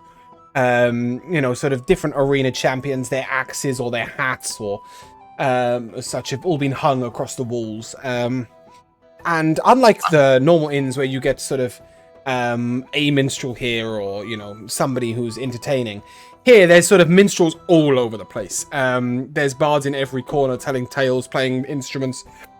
On different floors, there's different things going on. And quite contrary to your dice rolling game of before, on the first floor, you will see dwarves lining up to throw axes at a board. On the floor above that, you will see some people throwing daggers towards where there appears to be a woman who is spinning on an axis, and daggers are going towards her and then bending outwards slightly around her. She's obviously implying some sort of magic trick to do this. There is a game on the top floor where they're all trying to break a beer barrel with a hammer. And there is one dwarf lying underneath the beer barrel with his mouth wide open, hoping that he doesn't get hit by an axe, really, I guess. Or a hammer, sorry. And there's also a weird game going on the ground floor, which appears to be some sort of coin flicking tournament. There is a silver goblet that is being hung from a beam quite high up at an angle, and people are flicking a single copper shard and trying to get it into the cup. Whatever that's all about. However, in this tavern, you will hear, again, Hennick, I won't take a check this time, you will hear praises let out for the Lord Lagon, as the praise this time is for the aid he's sending to Harbondon, and to the city of Sandringham, the village of Sandringham. It's been announced that he will be sending people from his lumber mill, various bits of material and wood. He's sending, carpenters and masons and people to help rebuild, and he's sending plenty of guards. What you didn't hear from Lord Lagon when he originally spoke to you, although he has now changed his mind, he's also called for volunteers from the local temples to go and assist, because a lot of these volunteers would be not only healers and other people who can offer help and perhaps an ear in times of need, a lot of them are also fairly adept warriors, as they travel from place to place. They've learned to defend themselves. And a large contingency of volunteers from the Temple of Helm have offered to go. You do hear that of Lord Lagon. And as you guys are able to head up to the bar, and a gentleman behind there is a huge pot belly, and he sort of looks over his apron at you. I don't think I've seen you in here before. Might I get you a drink? It's a room for the night. What's your plan? What's your taste? Just some glasses, please, as I pull out. Can't drink your own wine in here. Tavern, Why? mate. It's tavern, fellow. It's that's how it works. You can't drink your stuff in here, otherwise you ain't buying my stuff. At which point, why should I have you in me in? Because we'll also be paying for rooms. Oh, well, you didn't. You should have started with that, shouldn't you? Rooms, one each. Are you pairing up or tripling up, or do you want a room for 6? 5. There's only 5 of you. How much is a single room? Room each. It's 1 copper, 4 shards for the night. Yeah, that sounds reasonable. I'll take a room. Very well. All of you, or any of you pairing up?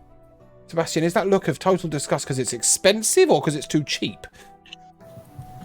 I might be dumb. That sounds expensive. You paid a silver. You paid a copper for drinks and a meal. I know. You know what? Actually, yeah. I will give him one of my bottles of aged wine instead. He looks at it and goes, "What am I going to do with this fancy stuff? No one's going to buy that in here. No, I'm not. I can sell it to the vintners." It's not for you to sell. It's a gift for you to have. Oh.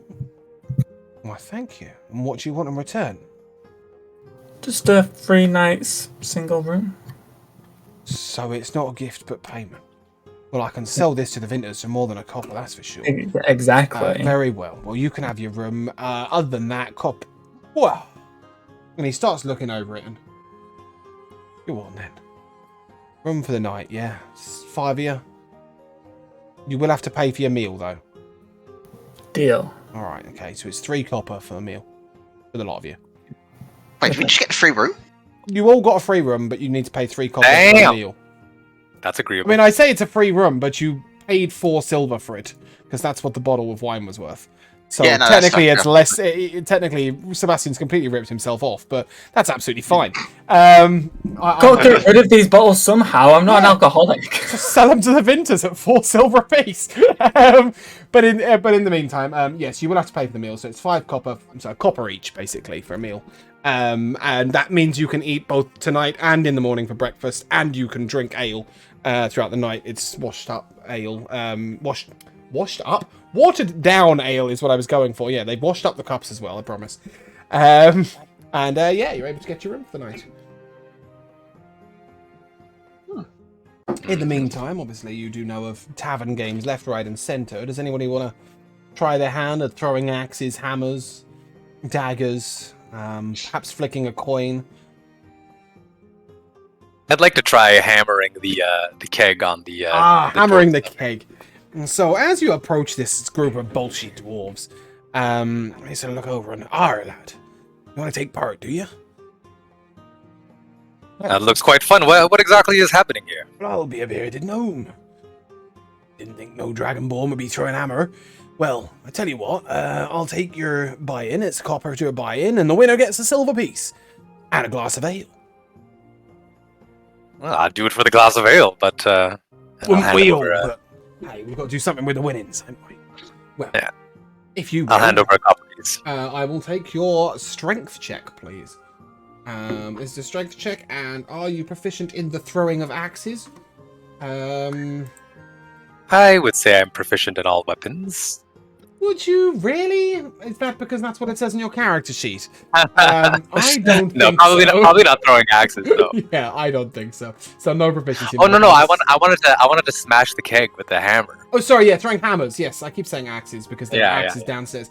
Even so, I'm not sure that throwing hammers is a thing that you'd perhaps understand. Definitely not throwing a hammer. So yeah, just make your strength check, and he will make his. And you will take it in turns until one of you gets the number required. How about an 11? No. He gets a 14. It's your turn.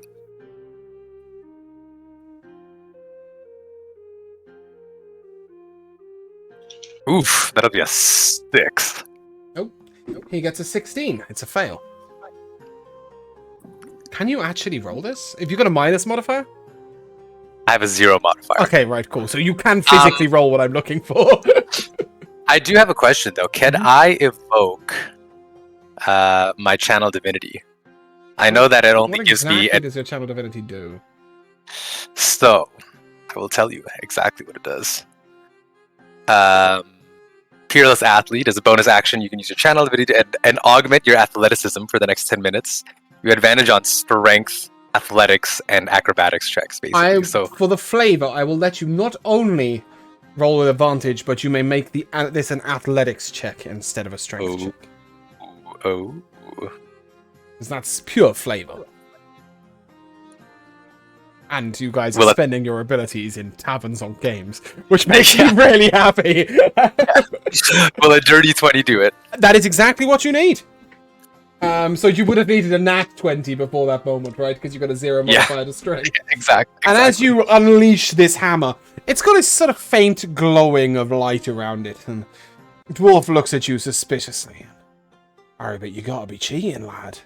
Oh, regardless, anyway, let's have us a mug of ale, eh? And he leans over, he flicks you a silver piece, and he grabs himself a cup, and you notice that all the dwarves surge forward, mugs in hand, to get the ale out before it drains over the floor. You crack sort of the top half of the barrel, so it's spilling over the edges. Nice. And as the last one grabs his mug of ale, please make a dex save.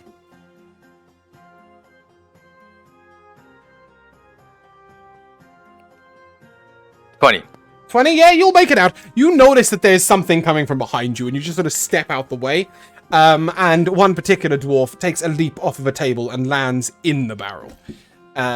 He will be keeping himself very happy for the rest of the evening. And as the dwarf soaks for the night, so you may all soak in your baths and enjoy your night's stay. There was one more thing I was going to ask. Bear with me a second, Sebastian, go on. Sebastian, go on. That's your name. Sorry, did you say that there was a game with daggers? Yep, there's a dagger throwing game where the aim is to hit the girl. She's spinning on a large... you mean hit? So, basically... Stab her? No. Would you know anything about this? Give me an insight check with disadvantage.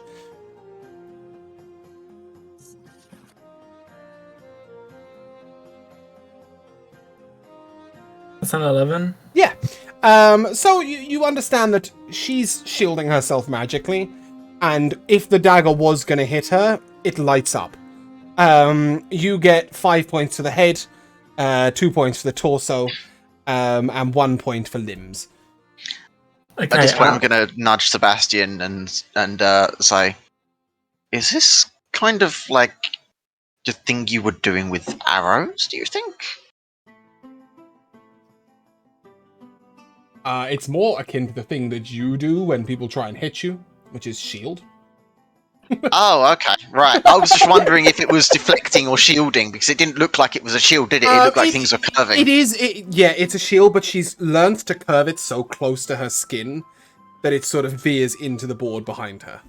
She's had a lot of practice. She's also spinning while concentrating on this, which is quite impressive. Yeah. Also, shield would be a lot more reliable than deflect projectile. Yeah, because you've got to make a dex check above the attack roll.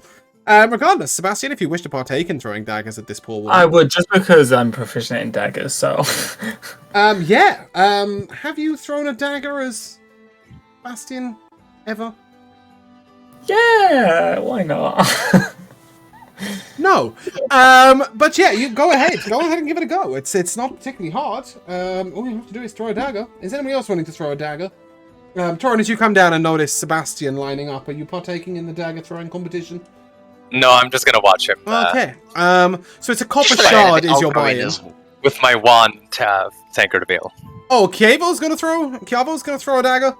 Yeah, why not? Just for the Excellent. hell of it. So it's a copper shard buy-in. Henrik, what is your opinion on this dagger throwing at the spinning woman?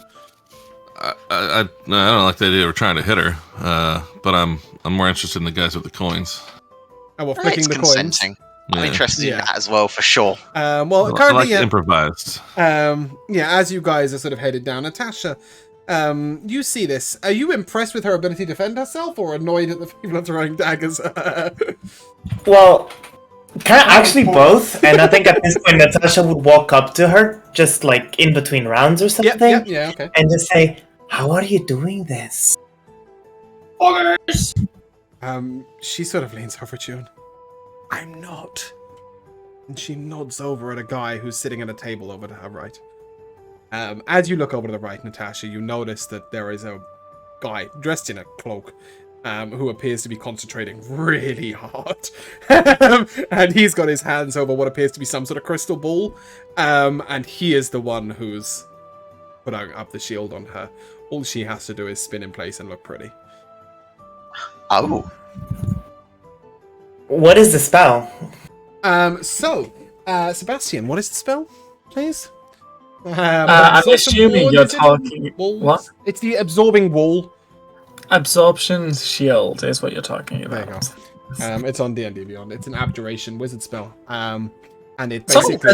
it's not a concentration, though, so he shouldn't have to... it is when you have to keep putting it back up in between dagger throws. That's just a reaction. Yes, but he's putting up in between every single dagger throw, right? And he's also finding a way to replenish his spell slots. So for him, he's having to put a lot more focus into it than the average person would. Especially as he's casting it at a distance over there.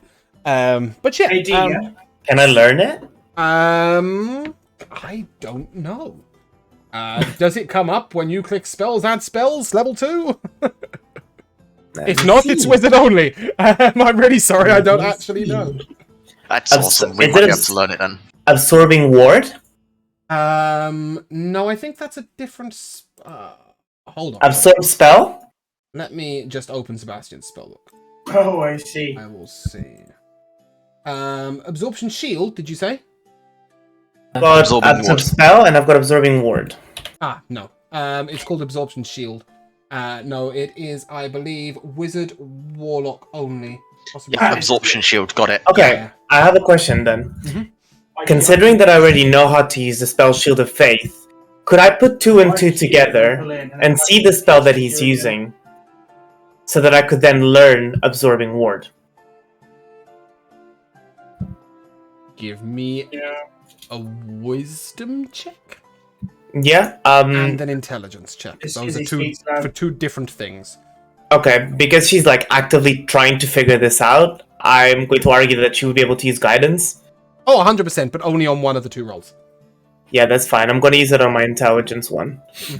Your So wisdom the- check is 16? 16. Yep. And my intelligence is a 15. Okay. It was a DC 10 on the intelligence. So the intelligence is to understand that perhaps there is a way of combining those spells, because obviously you as a player understood it, but did Natasha understand it? And she does. Does she have the wisdom to be able to execute it? Yes, she does. So yeah, go ahead. Put absorption ward. Oh my god, that's a sentence. And yes, Sebastian, you may roll that dice. He's shaking it for about 10 minutes. Sebastian and Chiavo, I will take your dexterity checks, please. That's a 21. My dice hasn't landed yet. That is a fail. That's 5, so that's definitely a fail. Yep. So each time you've got to beat what I've rolled. And obviously there's a modifier on my dice. There is a modifier on my dice, obviously, because it's just a d20. But it's a plus 10. Right. So, yep. Sebastian, Chiavo, take your rolls. You're trying to hit her, right? Let's try again. Ooh, That's a nice low one. Not that low, though, Kiavo. Is it 17? That is a success. You are able to hit her in the limb. You gain 1 point. Currently, you are 3 points behind the leader. But go ahead. Third round. It's a 5-round game. This time we're on a 16. I rolled a Oh, 16. that's a success. That's a limb. That's 1 point to Kiavo. That's 2 points for the torso to Sebastian. Nice. Round 3. Round 4, sorry. Oh. I don't think either of you can hit. Oh, that's a nat 20. Oh, Kiavo hits her in the head. 5 points. Yeah, I didn't get an 20. Okay. And the final round. As Kiavo, you are currently in the lead by 1 point. Ah, no, I didn't. I flubbed it. 19. 19! That's a hit. Sebastian with 9... No, 2 limb hits and a torso and a head. Right? No, limb, torso, and head. Yeah, that was right. So it's 8 points. With 8 points, you will edge out Kiavo. And this strange-looking woman, she has a scar through her right eye, and she has a bracer of daggers across her chest. You can see she's fairly inebriated, which is how you managed to beat her. But Sebastian, before you take your winnings, please give me an insight check on this woman walking across the tavern with daggers strapped to her. 16. Yeah, she looks incredibly similar to the woman spinning. You can assume perhaps they're sisters. I think with that insight as well, because that's quite high, you can probably work out that maybe this is something that they've played without the shield. Maybe that's how they came up with the game. You get the impression this woman is shady. She is a nasty piece of work. Not the one spinning, but the one throwing the daggers. Anyway, your winnings are 6 copper. How much did I spend to put in? A copper shard. Okay. Any second place prizes? No. However, on the bottom floor, Henrik, you mentioned an interest in flicking a coin into a goblet. Yeah, I like non-weapon tossing. Okay, so there is quite a large bucket underneath this goblet. The price, of course, is a single copper shard, because that's what it takes to flick it in. That's what you're attempting to flick in, and the prize is whatever's in the bucket underneath each time that that somebody gets it in. You will be able to have 3 attempts, and that is it at this game, because otherwise we could be rolling all night to hit it. Is anybody else going to attempt to flick the coin? Natasha, would you be interested in something a little less violent? No? She's quietly observing from the corner. She just doesn't want to gamble, to be honest. Yeah, that's fair. But Henrik, yeah, you flick your copper shard. Yeah. So, what am I rolling here? This is a dex check plus proficiency modifier. Okay. So, let's see. So for you, it's probably just anything. Oh no, that doesn't work, does it? It's not just anything you've got dex ability in, because I've miscellaneously adjusted all your skills. So you can just roll dex. Sleight of hand is accurate. I can use the sleight of hand. Oh, okay. That's accurate. Let's see. Roll it. It's an 18. Close, but not quite. All right. Well, it's not too bad. Not really used to. I thought to bounce them around, sort of straight in is not my style. But let's try her again. Oh, another 18. That's still the same. Unfortunately. Yep. This is one of those that you're catching the rim of the cup and then it's dropping out. All right, I'll give her one more try. Same exact 18. Rolled 3 14s. Yeah, okay, Right. Let's make a little note of that.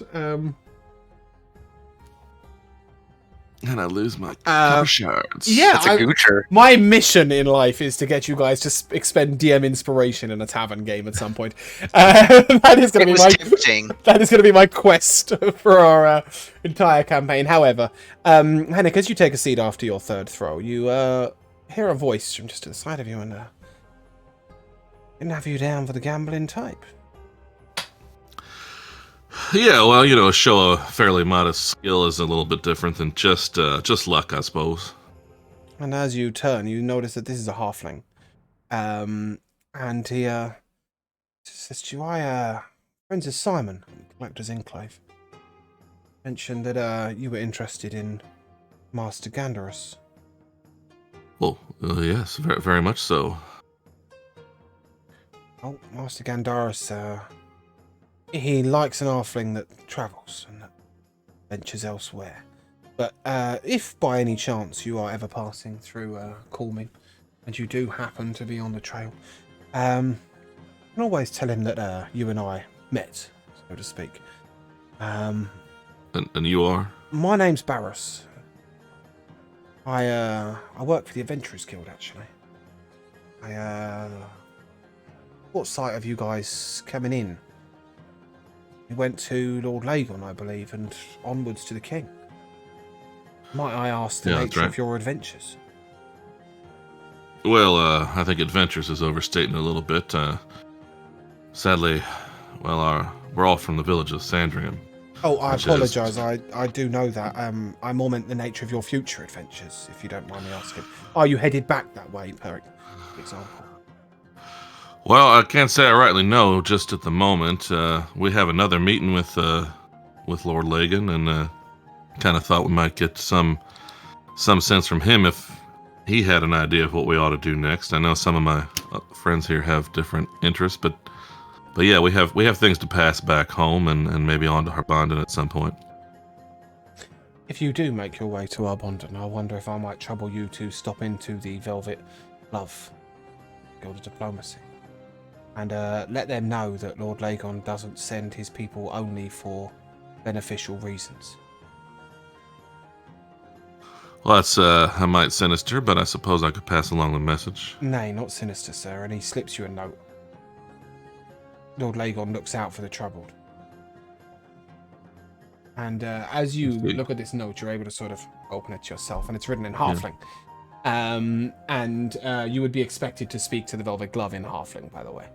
Sure. And what it details is that Lord Lagon suspects the Lord of Harbondon, whose name I need to pull up elsewhere. So bear with me a second, because how many fucking notes can I have in 12? I know I have a little document somewhere that says Beldania Politics. I can fucking find the bastard. No, I can't find it. I know it's here somewhere. Oof. There we go. Politics. I think it's start with a B. Yolston.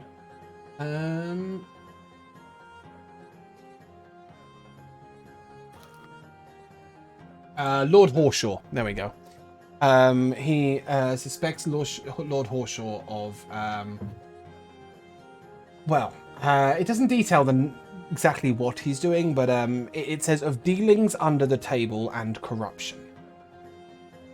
Some of the men sent to assist in guarding Harbondon were sent to watch Lord Horshaw, and they suggest that this information is handed on to the Velvet Glove. And with this, he says to you, and they will pay you on delivery this information if it so goes. They only trust one of their own, if you get my drift. Yeah, well, suppose I've got at least 3 copper shards to make back at this point now, don't I? Oh yeah, I had you down for the down-to-earth type, but it'll show a skill, as you say, and it's not a heavy price to pay, not quite gambling, I guess. Bit of a contrast to Jolly Green Goblin, don't you think?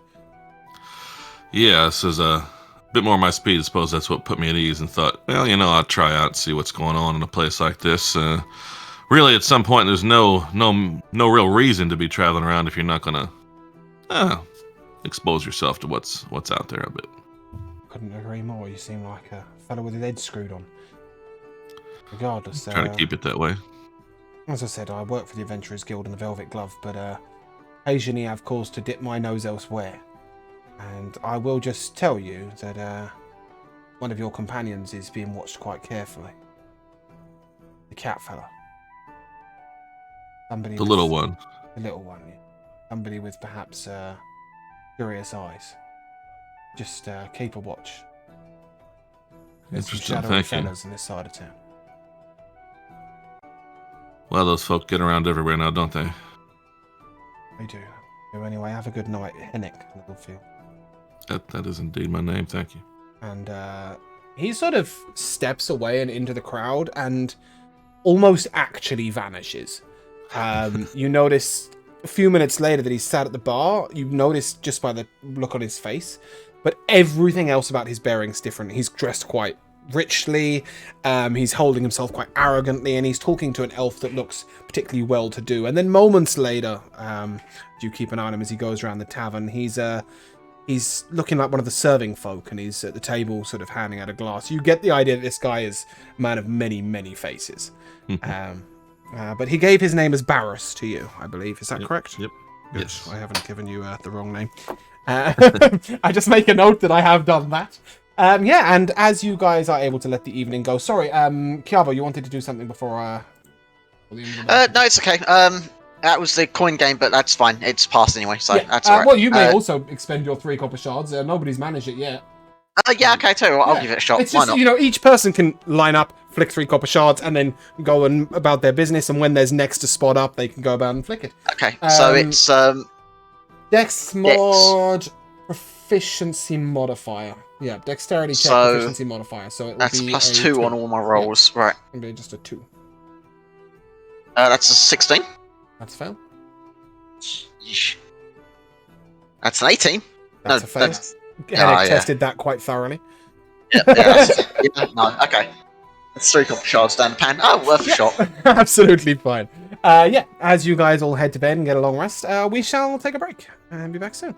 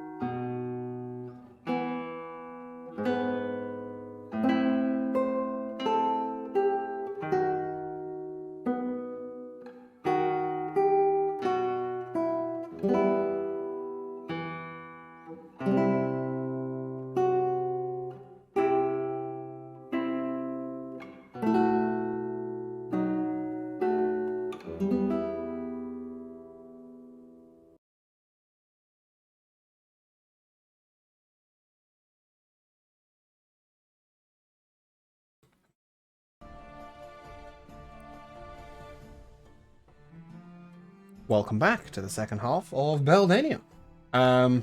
So, as you wake up in the Black Flagon, first of all, I'd like each of you to give me a con check, please. Let's see how comfortable your rock-hard beds were. Did anybody of you have lice in your beds? How did we feel? I'm pretty sure I'm comfortable. I got a 14. 14's good. 16. Con check, good. you said, yeah, right? just a con check. 8. 8. Oh, your bed was really That is a little stiff. too small. You'll have disadvantage on all athletics checks and 10 foot less of movement speed. Yikes. Ooh. Yeah. What about you, Kiavo? What did you get? 20. Oh, yeah, very comfortable. Your bed was nicer than everybody else's. Don't know why. Must have been replaced recently. What about you, Natasha? How was your night's sleep? 17. Yeah, okay, great. All of you were fine apart from Torin, who just drew a short story. He's used to it a little better than the rest of you, you know. His family home's a little posh. He liked the drunken dragon. The Jolly Green Goblin a bit more than the rest. Won't be coming to the Black Flagon anytime soon. Nevertheless, as you come down, there is a wonderful breakfast prepared out for you, and each of you may take... I should get one of you to roll this. Bruno, give me a d4, please. 2. 2. Oh, well. 2 satisfaction, which means you get 2 increased your maximum HP modifier for the day. And, well, say for the day, for 8 hours. But yeah, first things on the agenda, Kiavo's got you all up nice and early, as you have your steaming breakfast of eggs, bacon, sausages, all those nice things. Well, James. Yep. Could Natasha wake up at dawn, actually? Well, it is dawn, yes. She wants to wake up early so she can perform a ritual to the thunder like she read in the book. What would you do as part of this ritual? Are you going to be looking out the tavern window, or are you going to head out the tavern to outside? Any forest nearby that I could easily access? Oh. That's like a good 2.5 hour walk.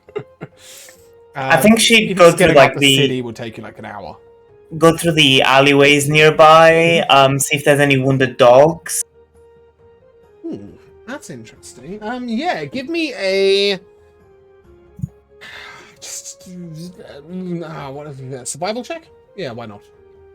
Sure. Yeah, why not? I'll guidance myself since she's actively doing this. 20 plus... Okay. 22. Yeah, there's like 48 wounded dogs in that alley. God knows how you picked that one. 48! I was expecting like a 10. Yeah, no, you managed to find yourself a dog that's missing part of its tail. Looks like it might have been cut off by a blade or something. Yeah, he's not being treated very well. And as you sort of move on over to him, give me an animal handling check, please. Alright. As a cleric, I'm just gonna keep guidancing myself because she's like really using Lathander's wisdom. So she wants to make sure this succeeds. And that's a 13. Okay. Yeah, that's enough to convince the dog he wants to partake in your ritual.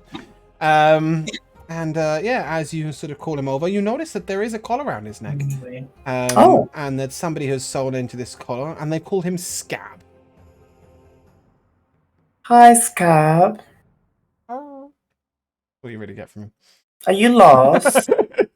He will just repeat the same noise repetitively. Might occasionally yap at you. Just to give you a perspective of this dog. So in ye olde Beldania, of course, you don't have Yorkshire Terriers and Highland Terriers and stuff. Pretty much every dog is either a bloodhound or a rat dog. So this is a rat dog. It's like a city dog. There are lap dogs as well, which are like small little white fluffy things that look a bit like chihuahuas that are kept by the nobility. Scab ain't not one of them. This is a rat dog who's probably a little past his prime. Okay, well, I'm gonna feed Scab with a ration. What are you feeding? Oh, you're giving him rations, human rations. Let's see whether he likes those. Yeah, he's over the moon. And then I'm going to focus my closed wounds on his tail to see if I can release any pain that he might still have left over from that. Yep. And I will finish a prayer to Lathander to honor his light and his search of renewal and to bring forth life to all beings, no matter what or who they are. Beautiful. That's sweet. What are you? And then I'll bring Scab to the tavern. Yeah, I was gonna say, what are you gonna do with Scab after that? Do you remember right at the beginning of this, a long, long time ago, when we had our individual sessions? I believe Chiavo brought a book back about the new way of bonding familiars. That right? It was Chiavo, wasn't it? Yes. Yeah, and he definitely shared this information with all of you. Didn't you, Chiavo? James, I already have a familiar. Do It's you? my goat. Oh, you have the goat as your familiar? I just thought the goat was a goat. Fine, I'll have a dog instead then. Okay, yeah, can we remember what it was? Satan the dog and Scab the... no, Satan the goat and Scab the dog. Yes. Please don't make me Satan ever say the that goat, sentence yes. again. Satan the goat and Scab the dog. But just remember that if you do have magic and you do choose to bond an animal as your familiar, you will be able to converse with it telepathically. Yeah. I have no idea what Scab will say back, but this will take time. But if you do wish to attempt this bonding procedure, then yeah, just make me aware on a day-to-day basis. Maybe next dawn. But nevertheless, Scab will gladly come back with you. And as you enter in, Tarv looks at you, and Tarv's the innkeeper. Hi, Tav. I chased that dog away yesterday. Back again. Yeah, Is he yours? he is now. Very well. Just make sure he didn't chew my carpets. Maybe you should stop everyone from chewing on your carpets and not just this dog. You are not calling my clientele rug munchers, are you? Perhaps you are projecting your own ideals onto my sentence because I did not say that. Oh my word. Regardless, he sort of nods and very well, take him upstairs. And yeah, you'd all been getting ready for this just post dawn to head out to the Mages Guild, where you will be able to go immediately. So as you trot on over, and outside you will see With Scab and Satan the goat and the cart. Satan's staying at home. Satan's with in the stables with Black Radish and the cart, right? Yeah. Regardless, it might actually be the first citizen to stable a goat. I'll have to do some reading on that at some point.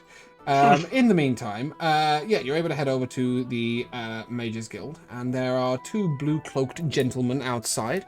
Both of them are silver-haired with slightly silvered eyes. I will take a nature check from probably Hennick. Any chance I would have read about them? Well, Hennick hasn't got a fucking clue. The 2 on the nature check from Hennick. Yeah, but reading doesn't tell you what they look like intrinsically, so you won't know. But you can sort of get greeted by one of these two. You got an appointment? I don't have an appointment, no, but I'm here on business on behalf of the Mayor of Sandringham. Where's Sandringham? The other one turns around. Oh, isn't it somewhere near Harbondon? Alright, you remember the Mages Guild? You may say yes. Member of the Harbondon Mages Guild. Right, very well. But only you. Unless, are you all on the same business? Well, yes, we're all a group. Most certainly. Excellent. Well, in that case, ad hoc business right now is Tobias. He's inside, second room, right-hand side. Okay, thank you very much. As you go in, a couple of doors down to the right, you're able to find Tobias, and he's a bit of an elf, long dark brown hair, and he looks at you. And, might I help you? Yes, aside from the personal business I'm here for, I come on behalf of a certain someone. There's a one particular mage that was supposed to have been at Harbondon, but never showed up. When was the last you heard? When was the last you heard of Varela Spellfire? One moment, please. And then he sort of puts his hands on a blue ball that is placed, a glass ball, not crystal, placed upon his desk, and a few moments later you see a face swim into view. It's quite odd because it's in an orb, but she's female and she has her hair like yanked back, really tight grey. She looks incredibly strict, and she's human, and she's sort of, wow. What was the name, please? Varellus Balefire. Balefire, posted to Harbond and later to Sandringham. Supposed to send messages on a regular basis. Yes, haven't heard from him for 2 months. Last we heard, he was going on a personal holiday for a week. Haven't heard of him since. Do we need to send somebody new to Sandringham? Are you telling me he's not been active in his duties? He never showed up. Yes, that's the Well, I mean, word he I showed got. up. He lived there for 7.5 years, but yeah, Yes, okay. He's but gone missing. He's gone missing. Yes, definitely. Oh, quite a shame. I like the little fella. Well, very well. We'll send over Yaren. Yaren should be there within a week or so. Okay. What? Wow, music's gone different. Yeah, I don't know what's happened there. I'm just gonna go ahead and skip. I don't understand why we suddenly got into random. Oh, it must have just gone on to the next YouTube video, I guess. Yeah, very weird moment there. Sorry, it's like a pop star started interrupting us. But yes, I'll send over Yaren. He should be there within a week or so. Am I to understand that Sandringham is currently, well, it is not in a good way. Less than it was. Yeah, I apologise if you were connected with the place. I'll make sure that Yaren is sensitive when he arrives. That would be very much appreciated. Thank you. Excellent. And you said you had some personal business. Am I required for that? And he sort of looks down. No, administrator. And he looks up. Thank you. And your personal business? I just was interested in seeing if I could get any more knowledge about, let's say, the art of abjuration magic. I have a little bit of an interest in learning some more of this, and would like some advice and guidance on where best to look. Library. Otherwise, you might sign up for lessons. We give ad hoc abjuration lessons here in Low Islands Mages Guild. Only 25 gold pieces.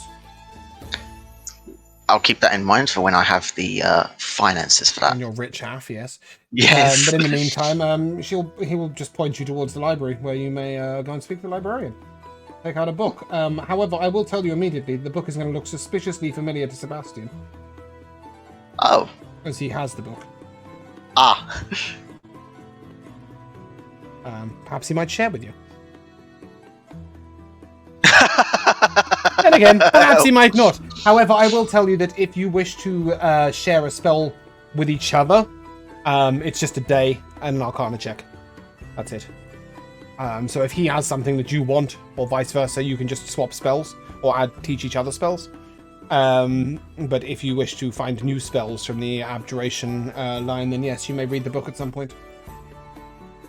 Okay. If I would be able to temporarily gain possession of that book. Perhaps on travel, but if that is all for the Mages Guild, we shall move on to meeting with Lord Lagon. Yeah. Excellent. So, as you are sort of ushered out by this gentleman, you're able to make your way to... What is going on with this music? I know, it's surprisingly loud, isn't it? It's also obnoxious. Let me just get our normal playlist rolling. Thank you. Yeah, you are able to head over to Lord Lagon, and you will be ushered in very quickly, as you have an appointment with him. And he's meeting you in lesser chambers, if you like. He sort of sits in a comfortable wooden chair, quite hard backed at the side, and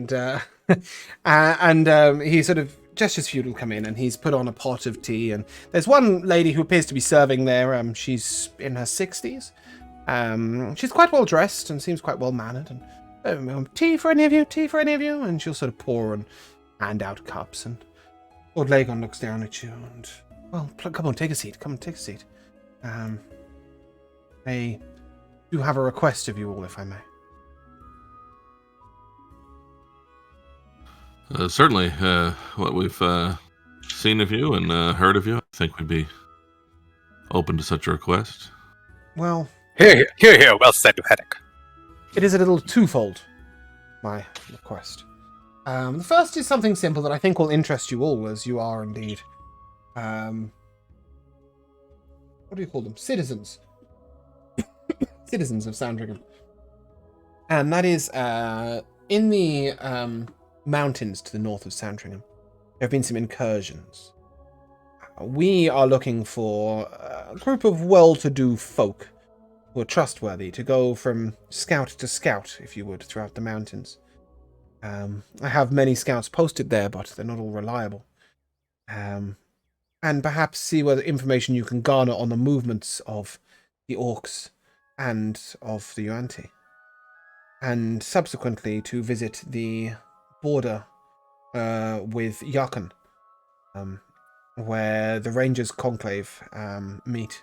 The Rangers Guild have a meet once a year. That meet is in a couple of weeks. If you could take the scouting information to them and see what news they have, and then report to Lord Horseshaw in Harbonden, I'd be most grateful. There is, however, a secondary order of business, and Sandra, you can leave. He nods towards the servant, who goes out and closes the door. I must be frank with you.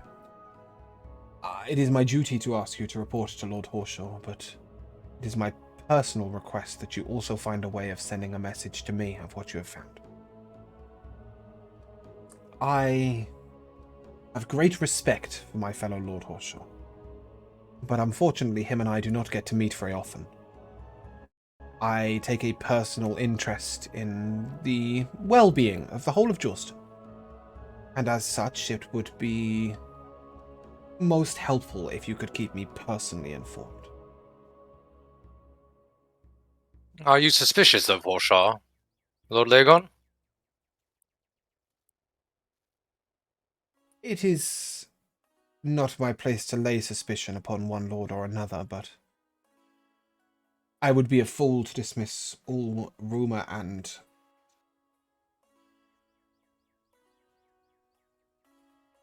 news has it that Lord Horseshaw may have made some decisions that some of us would deem questionable.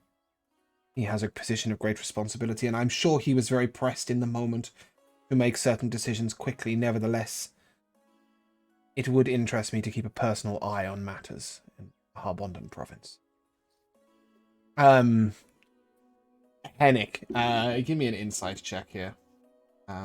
Though I'm pretty sure Hennick's already fully aware of what's being said, especially as he was given some information.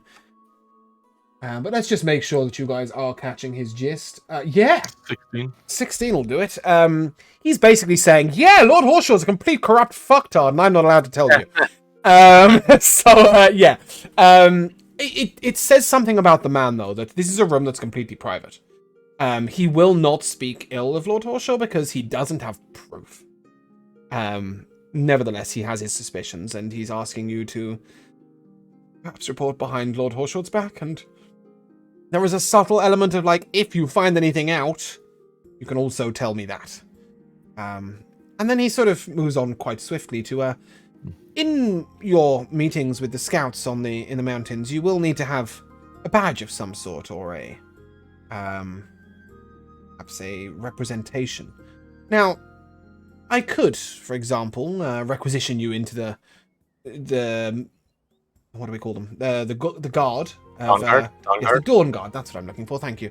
However, that simply won't suit, and besides, you would be operating on a more independent scale than that. Might I suggest that with my commission, you sign yourselves up at the Adventurers Guild? You seem a capable band. I don't oppose the idea. It doesn't mean you have to do anything. It merely means that, you know, you are licensed to take quest and bounty from the guild and collect on both.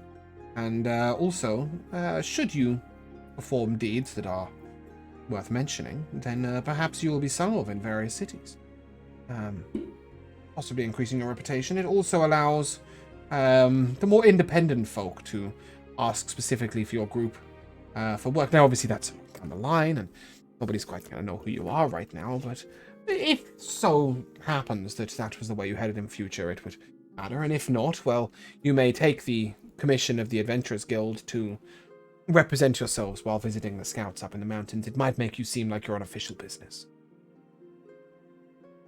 That would suit you. Well, yes, definitely an interest of ours with what has happened to our village and everything. Seems about the right size of something for us. Just pass information for the moment. Yeah, I don't know what everybody thinks. I suppose the Adventurers Guild is the way to go. I don't really care too much for making much of a name for myself, but if we need it just to get the work done, that's important. A solid reputation is something I'm sure that you can respect, Master Hennick. For example, that of a craftsman who always reliably delivers his goods on time. Think of yourselves only as craftsmen of another nature. There's nothing wrong with the respect due for an honestly earned reputation. Fair enough, fair enough. But yes, I understand. Bards sing of me in taverns occasionally. It does feel very strange. Only the finest things, I'm sure, Lord Legon. Nay, quite the opposite, according to them. Did you know my mother was common-born? I did not. What a terrible slight. Well, you see, they call me the Bastard Lord. Or, my father was married to a woman not my mother. For a second there, I thought Hennick said, "What a terrible slut." Oh my fucking Brilliant. So yeah, he says, Well, yes, about that. My father was well married, but he didn't produce any heirs of his own, and the nobles would do anything they could to have their bastard lord displaced. Don't seem to hold the same attitude towards my children, which makes me think it might have something more to do with taxes and the privileges of the nobility than it is to do with my bloodline, but never mind. I think it does me the world of good. Anyway, reputation, Hennick, honestly earned. It's no more than your due. I would suggest perhaps not travelling with the main group headed towards Arbonnum, but instead travelling along mountain paths. This way you might be able to drop in on a few of the scouts on your way to Arbonnum and subsequently to Sandringham. Yeah, I suppose we'll need some information on exactly where to find these folk. Map, perhaps, of the scout post or something of that sort. Well, it shouldn't be too difficult to find the first one. Let's pull up a so. Oh, you. Thank you. Back to our little map.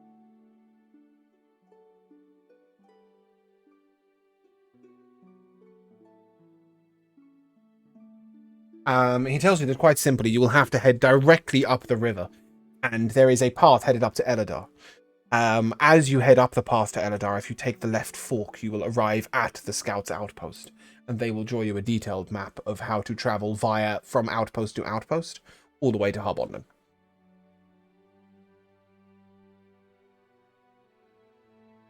Now, there is one other matter. I don't know if you've heard of my daughter. And I will ask Josh for her name.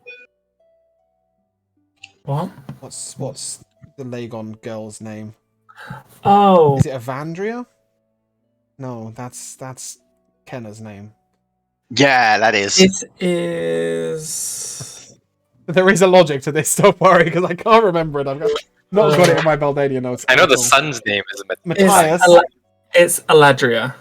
Matthias and That's the Aladria. one. There we go. The bastard. Okay, I've got them in my Beldania notes now, thank you. My daughter, Aladria, has heard... Oh, there we go. Thanks, Kira. My daughter has heard tell that the Queen herself parted with one of her bracelets for the purpose of the rebuilding of Sandringham. Now, I'm not sure whether you know the worth of that bracelet, but I understand it was handed to you, Miss Eilert, is that correct? Miss Eilert? Is that correct? Natasha? Yeah? Very good. Cool. Well, I understand that the jewelers have approximated its worth. She has a personal interest in it. I don't suppose it would make any difference to you if it was in cash, would it?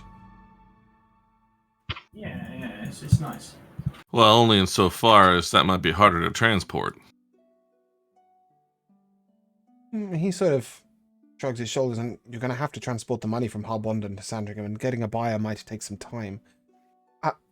I don't mean to press, but my daughter, when she wants something, can be quite difficult, and I assure you that I will pay you over the worth. I understand that gives you a burden to defend, but...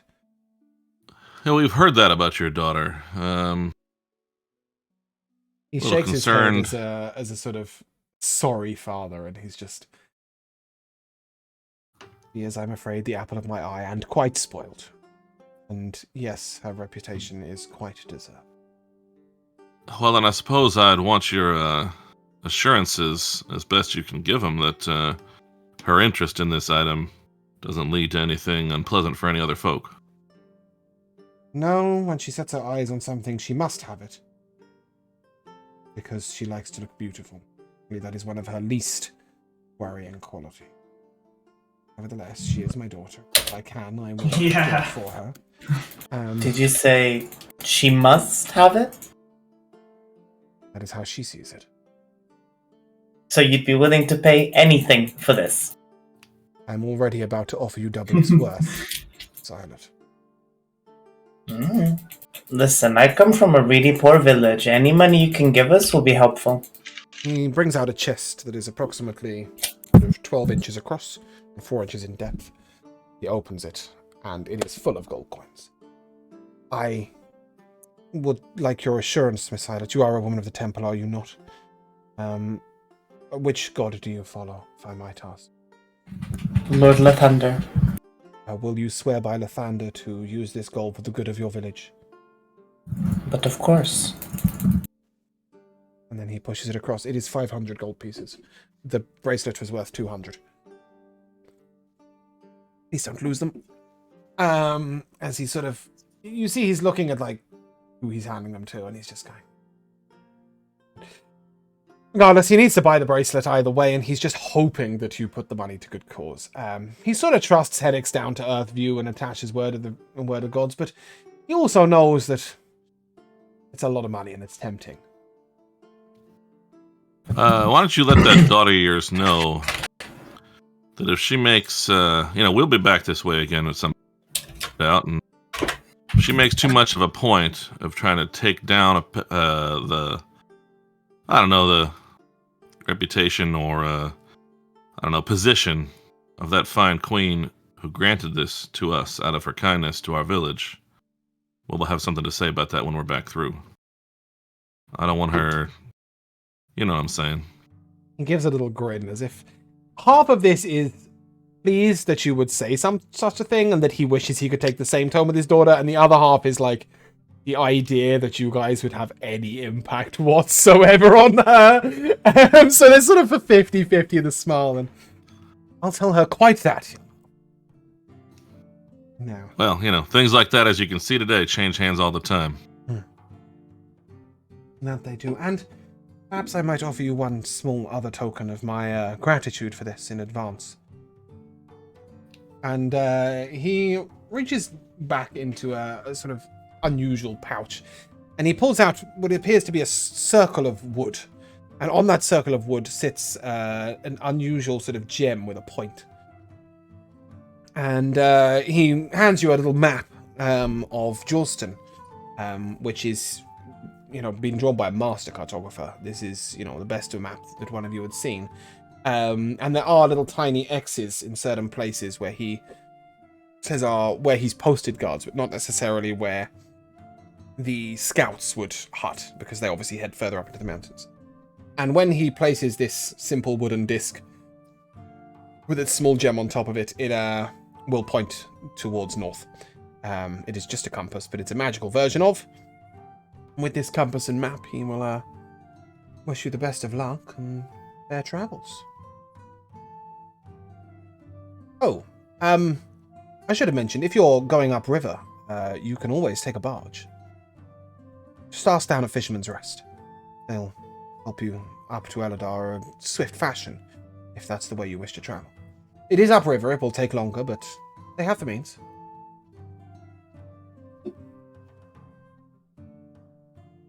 Yeah, that suits me just fine. I come from river folk. Best of luck to you all, and it has been my pleasure to meet such sensible, well, good folk. Thank you, Lord Legbon. And with that, he will let you go. As we leave, and like when we get outside, Natasha's just gonna. Sorry, Bruno, your microphone seems to have tripled in volume. Oh, that's pretty weird. So, Is it okay now? I think it was me. I think I'd had you right-clicked a moment ago, and I distracted you to 200%. Go on. So like when we get outside, Natasha's gonna turn to the party and say, "So should we go shopping?" Natasha! That was a joke. Why is no one laughing? You rascal. I just look at my wallet and silently. Wallet? My What are you carrying? Your coin pouch, sir? coin pouch, yeah, Yes. you know what I mean. I look at that and just like silently weep. Trustworthy folks, I thought. Who knows? One piece. In all seriousness, though, I wouldn't mind hitting up the armorers before we left. Very well. You are able to do so. Would you like to travel up the river by barge or by walking? Oh, it should be noted. Oh, that's what we didn't do as well. Sebastian, your map shows the cave of. It's to become the cave of Half-Image, but its Bristledown cave is just here. So if you were to head upriver, you could perhaps get off at the foot of the mountains, and you'd be able to walk to it quite easily. It would then be on your way up into the north. Oh, Kiavo, what did we not do that you wanted to do? The alchemy shop for the ingredients and everything. We didn't get the ingredients, did we? Oh, I just said to you I will give those to you out of session, but I forgot to charge you. Oh, yeah, right. I did everything else. I just didn't charge you. I'll take a single silver piece, please, and I will fill up your inventory with alchemical equipment. No worries. Thank you. We have to register at the Adventurers Guild as well. Yes, you can do that in Harbonden if you wish, but that would mean going directly to Harbonden and then working your way back across the mountains. It would be recommended that you do so in Lorban. Unless, like, Meralda would get some sort of commission for us. Sadly not. Interesting thought, though. But no, Meralda will get nothing special. So, as you head over to the Adventurers Guild... Oh, we're back in the tavern. Let's get out of the tavern quickly. Tavern. How many taverns have we got? 400. Yeah, and you're able to enter into the Adventurers Guild. In the Adventurers Guild, behind the desk is a young male. He looks sort of 23, 24. He's wearing red wizard robes that go all the way to the floor. And as you come in, he... Well, hello there. Fare thee well. How are you? Ah, yes, you must be the receptionist. Somehow I don't think that's the case. He sort of looks at you, and you have the pleasure of addressing Kullock of the Red. I would tell you, I am a member of Adventurers 3. Well, then you must be some sort of famous adventuring group that I'd never Haven't heard our tales? More fool you. Have I? No, probably not. He's pretty irrelevant. But he thinks he's the big shit. And he sort of tells you, I will have you know, we slayed Gertrude, the giant. With only a tiny bit of assistance. Anyway, it would seem that I am playing receptionist for the day. Every adventurer does their duty on the desk, I'll have you know. Now, how can I help you? And a half-orc over at the other side who's got this huge grate on his back and goes, "Not all of us have to do reception duty, just the incompetent ones." Shouts over from another table, and he sort of looks, "Will you shut it?" And his mage hand appears in the midair. Might I help you at all? I believe we're here to register as a group of adventurers. Oh. And have you noteworthy deeds, so to speak of? You would have been warned of this question by Lord Lagon and just given a letter. I would have turned to Hennig anyway. The resident Sebastian, though? We defended Sandringham from a vicious attack. That is one of our many deeds. We defeated an ogre. Saved a damsel in distress. Put a criminal behind bars. Helped a courier from the manufactory from his goods being stolen. The list goes on. It sounds quite fascinating. Have you proof of these deeds? Yeah, if you just read the daily paper, just... At this point, I'm assuming somebody hands over Lord Lagon's letter. And as he reads down it, he's sort of... It says here that I am to register you under any name you choose, or he has given you a name otherwise. Out of curiosity, what is the name he's chosen? It is quite simply Lagon's commission. He's just called you Lagon's commission. Otherwise, you can name it. Are you asking for a team name? Yeah, probably. What about the Nameless 12? The wooden bullet? The wooden bullet! Well, we don't all have that much in common yet, except for one very important thing, and so I would personally venture the name the Sandringhammers. Yes! He's going to attempt to spell that. Hennig, I can't help but feel that name is a little bit... Too aggressive for you, Natasha. It just sounds like a joke my dad would say. Well, humor does a certain thing as a man ages. But, I'm open to ideas. Somebody's mind's just obliterating it. At this point, you can see Natasha's feeling really awkward. Just even bringing it up. So she's just gonna go back to being quiet. Kind of sounds like a football team. Yeah. What, the fucking hammers? He looks over to you all. I understand the name is very important. You can change the name of your adventuring troop whenever you please by turning to an adventurers guild, as long as you have the commission seal. Perhaps the Sandringham representatives for now? Well, if it's temporary, maybe we should just stick with the Lagon bit, because we're going on his business and it might help us out somewhat. Very well. Yes, I will...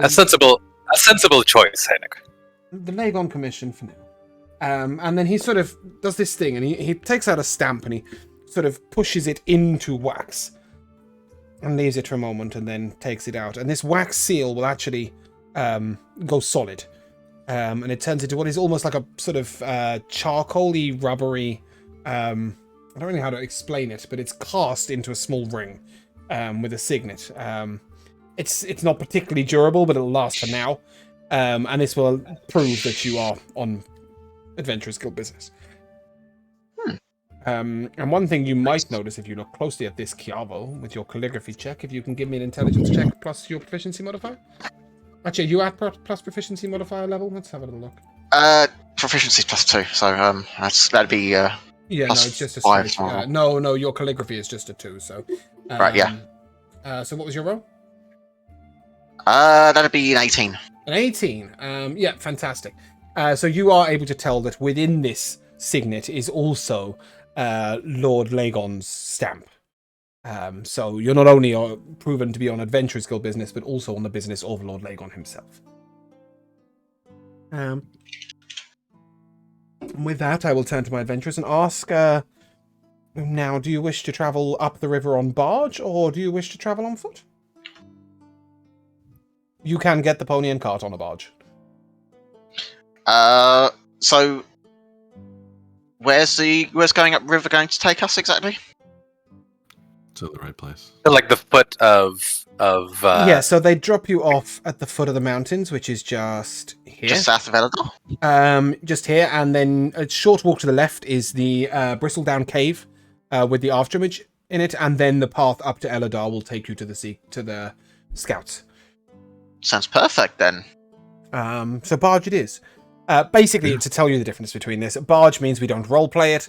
If you wish to see what's on the way and possibly, get in some fights, tussles, and explore, then by all means walk, but otherwise the barge will just get you there nice and happily. Barge. I think we've done enough travel roleplay for a while. For a little while, yeah. Besides, we're going to be traveling through the mountains, so yeah, fantastic. So, a la barge, you are able to go down to Fisherman's Rest, and you're able to commission a barge. You are asked if you're on official business. If you present the signet that you've just been given, travel will be free. So, assuming that you feel important enough to do so, you may tip your driver at the other end. But as the barge sets down the river, I think that is where we'll call it. We'll pick up at the cave. Well, I've not got time to do an entire cave. That's fair enough. 30 minutes. So, yeah, I think keep that's... inspiration for the cave. Oh. Did I give you inspiration? Last session for the cart? Oh, yeah, then you've got 2 sessions, so that's fine. Okay. So if I give it to you in session 4, you have it till the end of session 6. Yeah. Right? I think that is where we'll end. And although you've got inspiration, Kiavo, I'm really sorry. I think you're the only one not getting anything this episode. Really? Yeah, I don't know why. I just didn't get any notes for it. So before we proceed with our MVPs, I would like to give out some nice things. Torin, for your excellent gambling skills, for your wonderfully low rolls, perhaps a point of insight so that you can see when something is beyond you. Hennick, for your 3 18s in a row, the next 18 you roll will be a crit. And you may also take a point of constitution for your nat 20 con check, con save, con check, one of the two. Natasha, for your learning of Lathander today, you must take +1 in wisdom. God damn it! Take it now. Fucking well. I refuse it.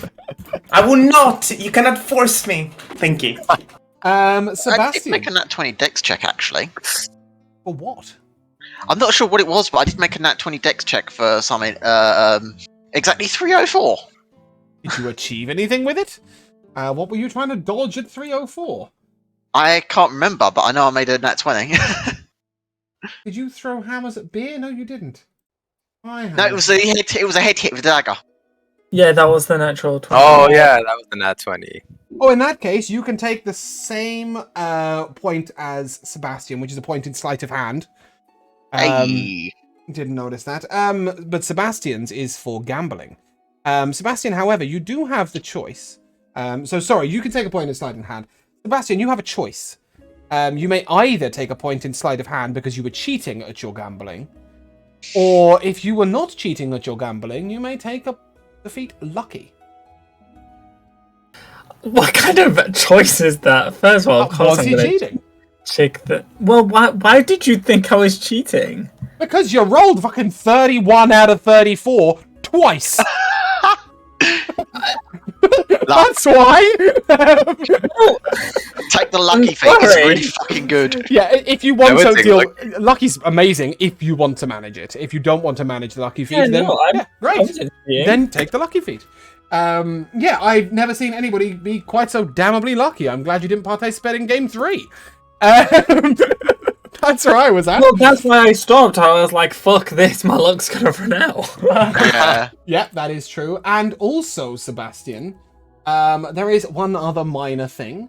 Today you discover that you're minorly famous. Please take a point in performance.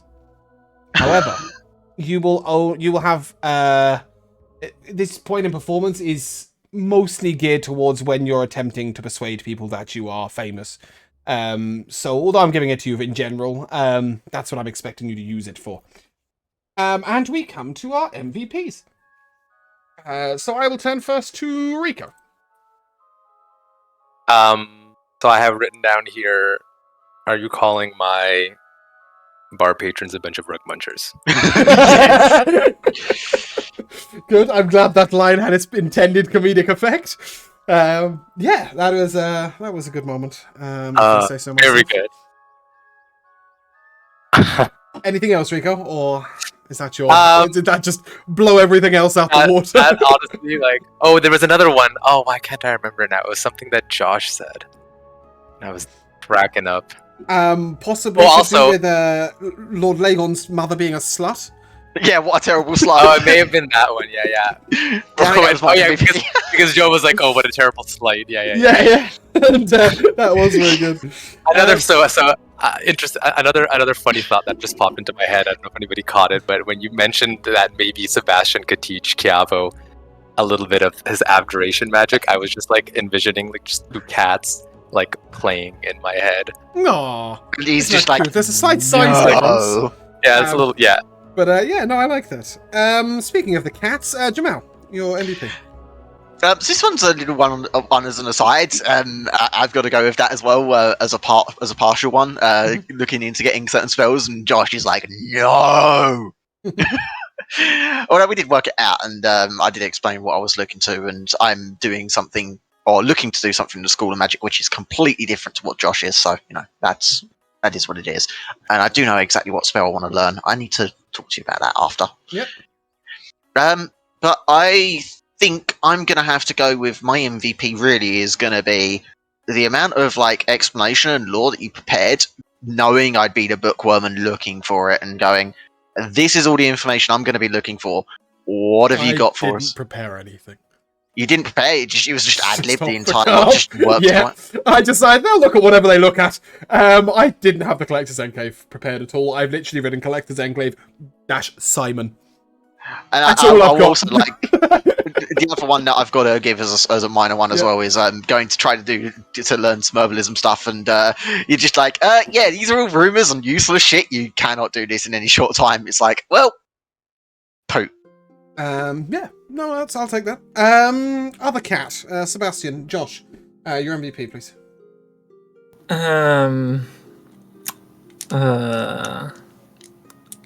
Probably. I mean, being famous is nice.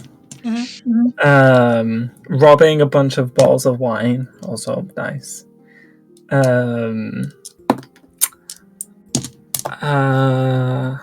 don't know. I mean, not much really happens, so... Cat eyes. Yeah. Cat eyes in the Enclave, that was a good one. The persuading of Simon to put more in the book about you. That was quite fun. Mm-hmm. But yeah, no, that's fair. Joe. Okay, so a few little ones. I really liked Super Spy Barris, or Barris, quote unquote. I also, in sort of Jamal's point of view, making it's prepared, not really prepared, making stuff up. Just to give you a perspective on this dog, just that, somehow that you saying that, just as though you had oh yeah, wait a second, these guys don't have the map of the dog in their head the way I this dog all planned out. No, it's just I suddenly realised that I didn't want posh little dogs in my world. I wanted lap dogs, hunt dogs, and old dogs. And I think in the medieval times, that's what dogs were before humans It's just that DM thing of okay, you've asked for something random. Oh, but I know exactly what this dog is like. Of course I do. It's my world. Yeah, of course, I know. No, yeah, I agree with you completely. And finally, Bruno not being convinced, Bruno or Natasha, I'm not sure, not being convinced about the pig bladder being a perfectly reasonable thing to turn into something. That's a Bruno. 100%. Speaking of Bruno, your MVP. I don't know everything that Josh said, but he had me cracking up the whole session. Every little Sebastian line was really funny. So that was my MVP. But also, in case you guys haven't noticed, Natasha has a really big connection with animals, and she's always trying to help them around, namely the goat, now the dog, and previously in her backstory there was the doe as well. So it was really nice to be able to do that.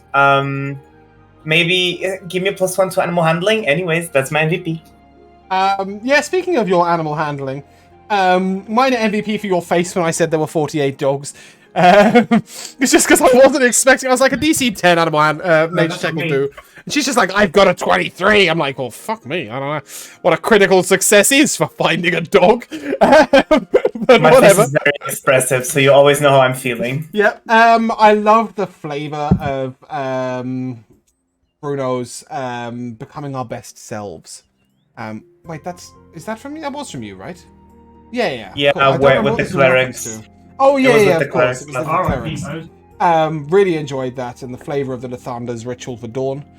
But my favorite line of the session goes to Jodai with his cutting remarks to Sebastian about telling them that not all his limbs work perfectly. That really had me absolutely howling.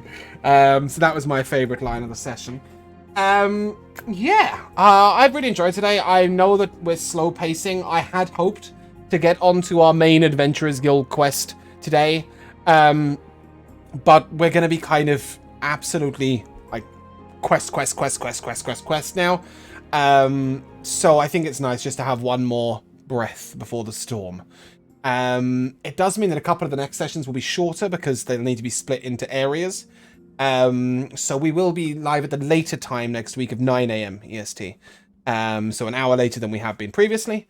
But yeah, everybody had great fun today as always. You guys are wonderful. And make it worth playing. I have another little MVP. Mm-hmm. It's when Natasha was like, "Oh, people can become their best selves." And Tarian's like, "You should treat yourself." And I was like, "What has that got to do with anything?" At all? Yeah, that was wonderful. I wasn't sure whether there was a slight miscommunication or whether that was just like It may have been the morning. Rico was just not quite with it yet, but it just didn't make like, any what? sense. It was beautiful. However, we will end there. So if you guys would like to say goodbye. Goodbye. Until the next adventure. We shall see you soon. Ruby.